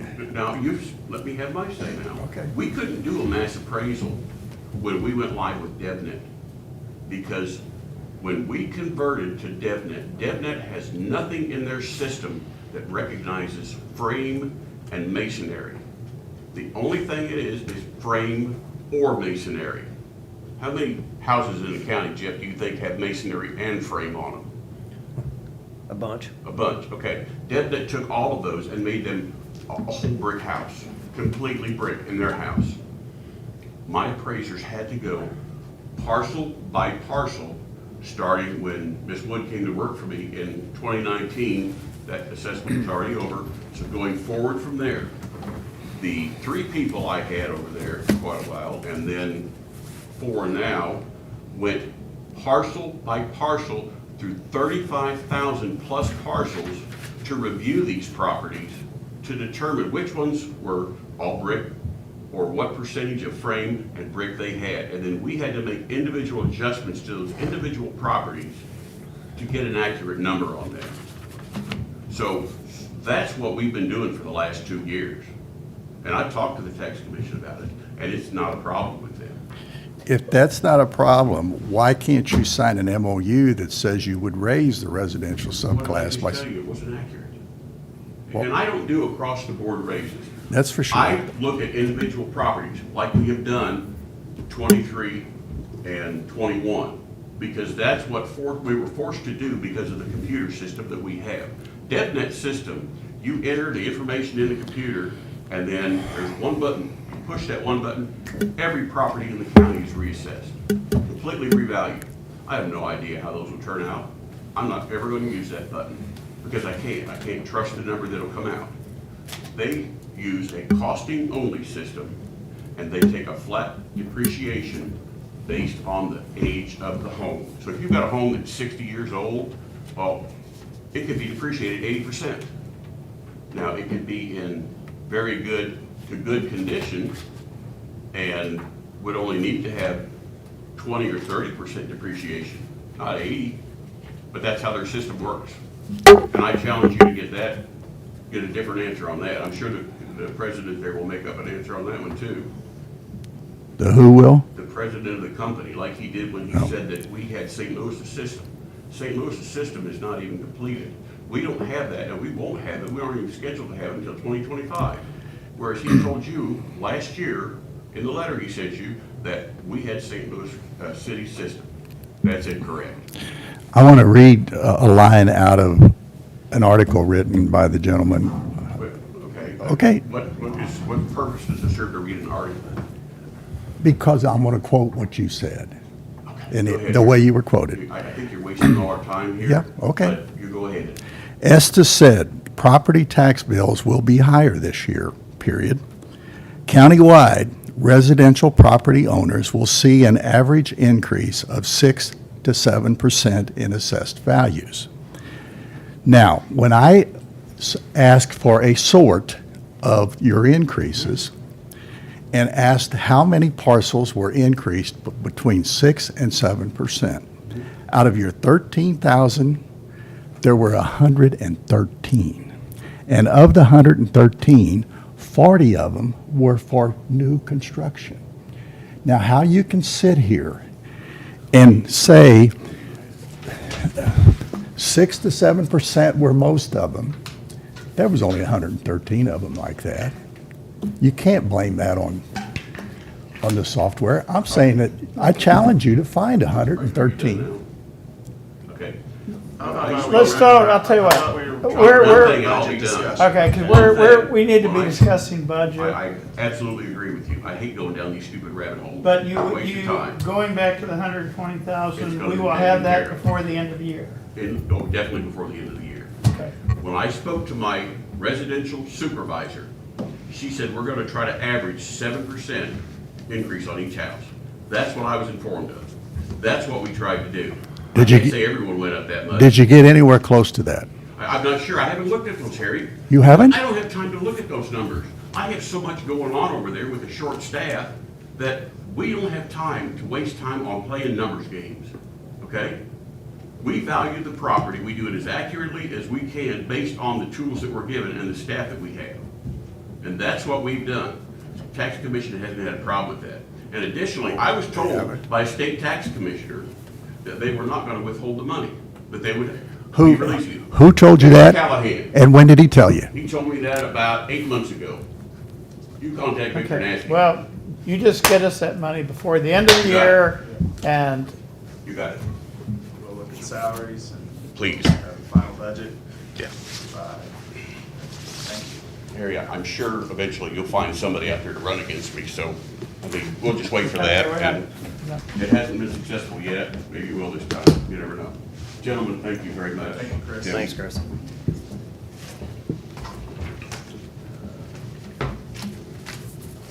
We're gonna go back to the commission. Yeah, Yes. finish commission. got our blood going now. Yeah, we're almost done. ARPA, Yeah. oh no, we'll look at it. 360. It's, That's just kind of and I'll have to change those budget 36. amounts as we, 36, basically, all the money has been, page 36, basically, all the money has been obligated, except for the amount remaining was kind of earmarked for the printer payments. So we're moving right along on some of those projects, and some of them are very slow, so. yeah, one item I just want to point out, that all the interest that's been earned in that fund is accumulating and not been obligated for anything. That's building up a little bit, probably close to 400,000. So how may we use that money? Anyway. Any way we want? Okay. Yeah, And there's no restrictions on the That's, Yeah. that's, You could even, I think you could even Sheriff and EMS need to hear. Well, I'm just saying, I Well, I think you just know, I can just- transfer it out of the fund and spend it on any. Yeah, that's, It could go into no GR. restriction Yeah, on that's- that, Yeah. Yeah. So, but there's a little more money available for a printer or whatever you might decide to. Okay. Just one point. that's good. And we're moving right along on the project, so I feel like we should get them all encumbered by the end of '24, but we may have a rush at the end to divert some money somewhere else. Did only Somebody- one project drop off? Is that right? From the 50,000? Yeah. Yeah, Or 25 or something, from the one one of the. It was, Catholic, St. Thomas. St. Thomas. St. Thomas, yeah, okay. So I guess that money could or should be. No, I've already used them. Oh, you already did, okay, sorry. But the interest I have not. And we will report the other one, Oh, Ellie. that Yes. something tribal, yeah. And that money That's is all been gone. spent, yeah. That extra 100,000 we got, we spent it on EMS and Kringer our vehicle. But we should be sitting at around, best I can tell, still around 10 million in cash to start the year. But yeah, majority of that's been, well, about half of that, I guess, will Yeah. still need to be It's a couple big officially projects. obligated to the Pranger or whatever. So we talked about some different numbers the other day about reserves and what we've got built up, what we can use for the old jail, for juvenile center and stuff like that. Can you get a list of all those? It doesn't have to be elaborate, just, Reserve, what's in reserve, just, yeah, and then what's what potentially our, available for, yeah, what our reserve goals are, so, I mean, I'm fine with using the money. It's just there's, obviously, we've got different ideas where we think it needs to go. And we've got some projects that have been on that capital list for an extended amount of time, and Harry was asking for that list, and I think that's probably a good idea that we address some of them, but kind of see where we're at, because it's, we got a lot of things coming down the pipe too. But, you know, we got them built up and And we did see what we got. I don't know if you remember back in the day where we were taking over EMS, and we had that financial consultant later, Joy Howard. Joy, Oh, yeah. She came up with a document that, our reserve goals. It probably really needs to be reevaluated because Well, we that's got- been a while. Yeah, we had the So, I can investment send you that. policy, the We've got reserve goals, policy. and, Yeah. for reserves, yeah. Because, I mean, there, GFOA. if that tornado was a pretty little much bit farther west, we could have been dealing with a whole lot of, Oh. And speaking could of have hit that- EMS building, could hit here. Yeah. And speaking of that, Harry is going to meet with Sheila and meet with Jeff Knott next week, hopefully with our renewal. And then it's on the agenda for the next week, so obviously that affects all departments through. Get old Jeff, I don't know what kind of cookies or donuts he likes, we gotta, we need to butter him up, because it's too late now. I think the numbers are probably already in. The renewal of liabilities. I wanna butter him up. Everything, vehicles, property. So that has an effect, and as you see where that's going, where it's going is higher deductibles. So I think it's very prudent for the county to start thinking about setting a reserve account. This is our second year of the cost for vehicles going up to 5,000 versus 1,000 we enjoyed for a lot of years with the deductibles. And I signed a lot of titles. And so if his suggestion is to stay with travelers, a lot of theirs are going up to $25,000 to $50,000 deductibles. So if we get hit with that on a couple of different things, we really need to start thinking about setting something aside. Maybe other than the reserve, or think about that in the reserve, if you would. Is there any other? Well, we really haven't gone over 127 at all. Yep. That's pages, sorry, packing up your computer, but 44 and 45. pages 44 and 45, we have to discuss that. I will say on page 44, you look at admin fee reimbursement and transfers in, I just missed that. That's, that would be an extra about 680,000 in revenue in the general fund. That's mainly those 3% transfers we're talking about. Unless, of course, you decide to go a different route for EMS, it would be less, but, I mean, I'm not leaning to change on the 3%, but what we charge for rent on it, I'm willing to look at and see if that is over and above, but. Is a public defender's rent set by the state? Because, I mean, that hasn't been raised. Oh, no, I raised it last year, quite a bit.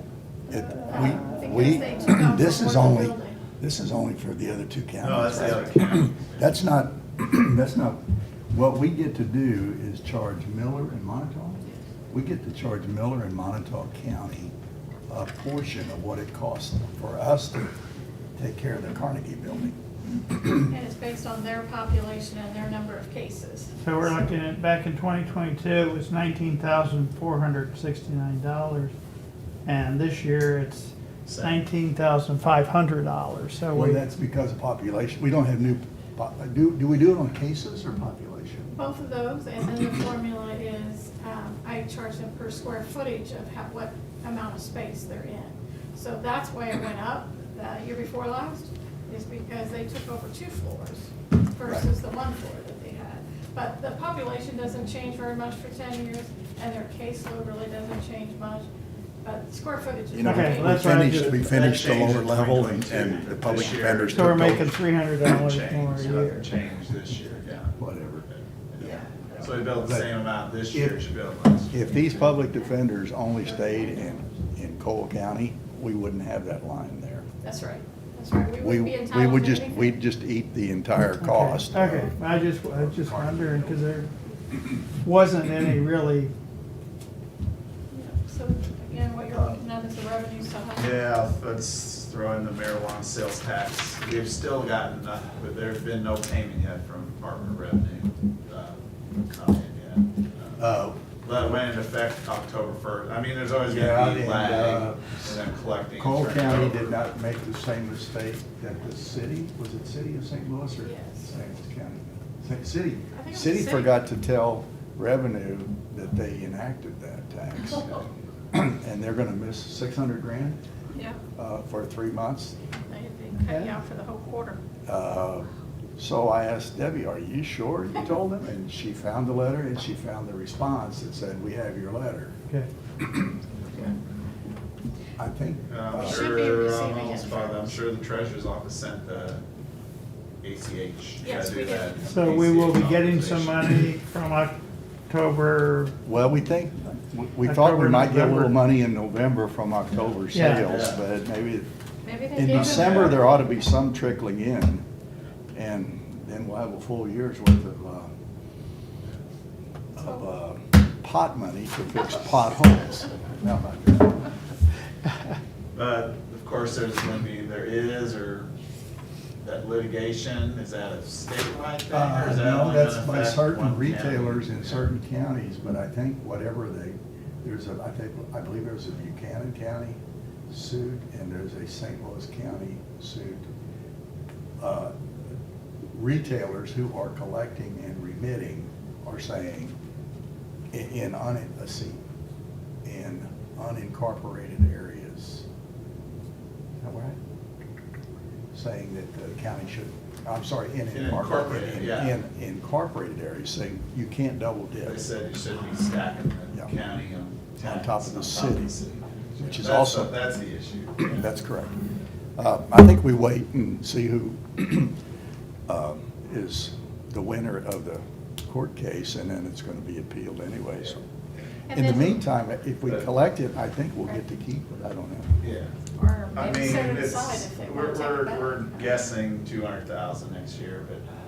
I think yeah, we based that. We probably won't spend any of that, because we got other money in reserves, yeah. I think so the we got- city we paid it was back. estimating 15,000 a month, so 180 a year, we Yeah. just plugged in 200, Yeah, right? yeah. Just wanted to bring that up. That, of course, is a new item.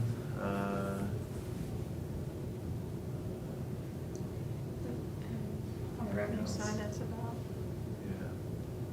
I mean, the carry forward will go down a little bit because the rest Yeah. of it will go up into admin.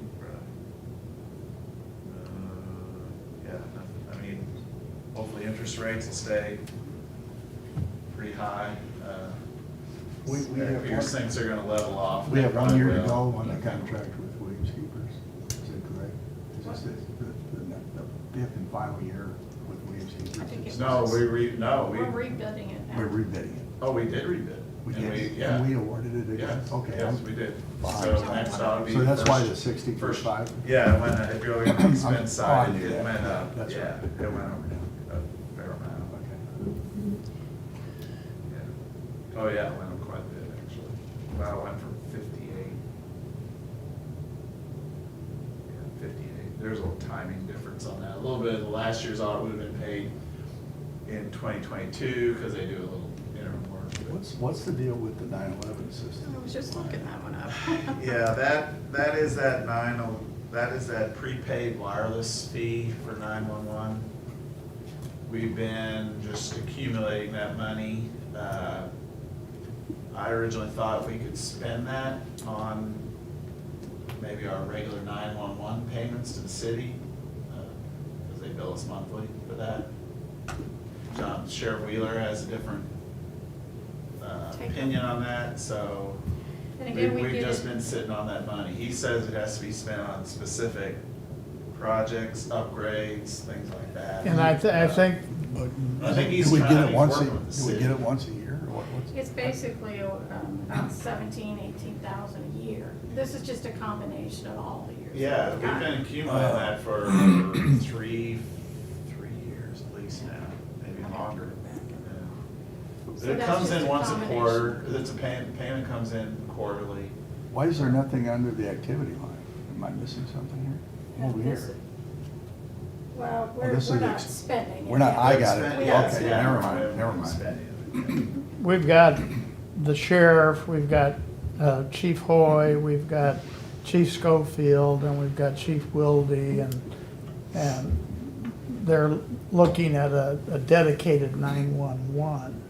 So I think all of this, like Tyler Technology, a lot of the things we are doing with our radios and everything else are gonna be compatible with the city so that, So there could when be we a do. major upgrade expense that we could. Yeah, so we're save. actually, and we've saved money by piggybacking, I think with Tyler, with the city. So it actually came in.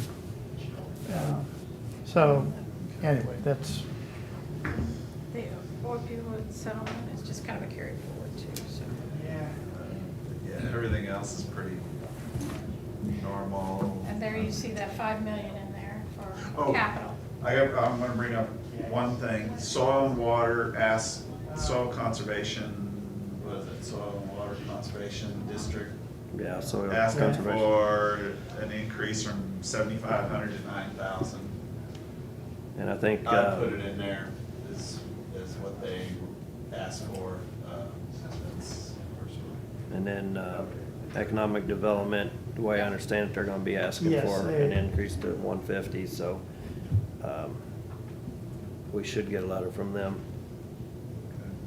That's not in there right now, but And consistent with the last 2 years, there's the capital outlay, that 5 million capital improvements appropriation, which we've done 2 years in a row now, not spending One more. anything, so. No, I just put that in there.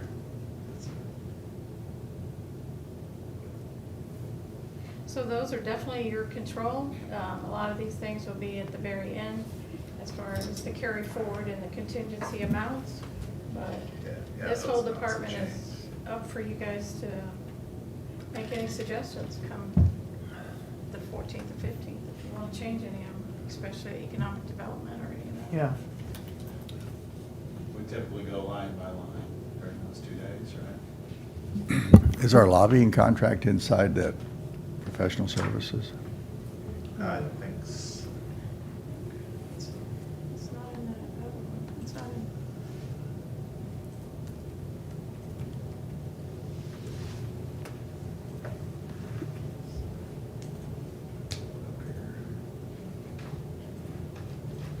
Yes, it is. So 48 of that is, yes. okay. 117 total. I think it's been a good investment. I do too. Well, I think the J.C. Rep's been a Oh, I good do too. investment. Between J.C. Reps and Midmo RPC, I may really need to increase that Central Missouri medical case management. Our Midmo, our PC, that's a small number, isn't it? Is it like less than 10? I got that in a separate one. It's kind of funny number, I think.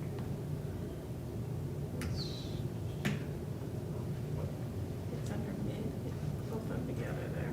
What category is it? 127, but it's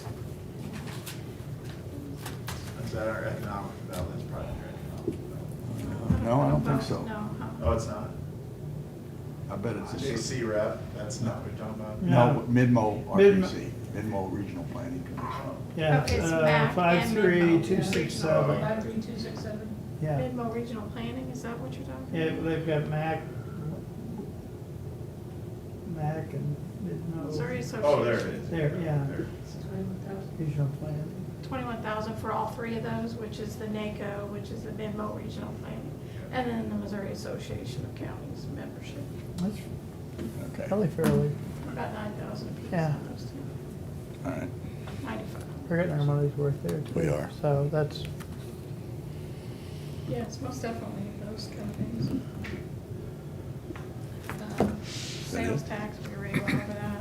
Yeah. Health insurance fund. And then- Sales tax you using 2%? Projected increase? Yeah. I think it's pretty conservative. you know, we've had some years where we, Well, The right, only other this thing- year we're about 4.4, aren't we? yeah, Yeah. that's what Deb said, sent out to us last week. Should, no, I keep thinking it's December already, don't rush it.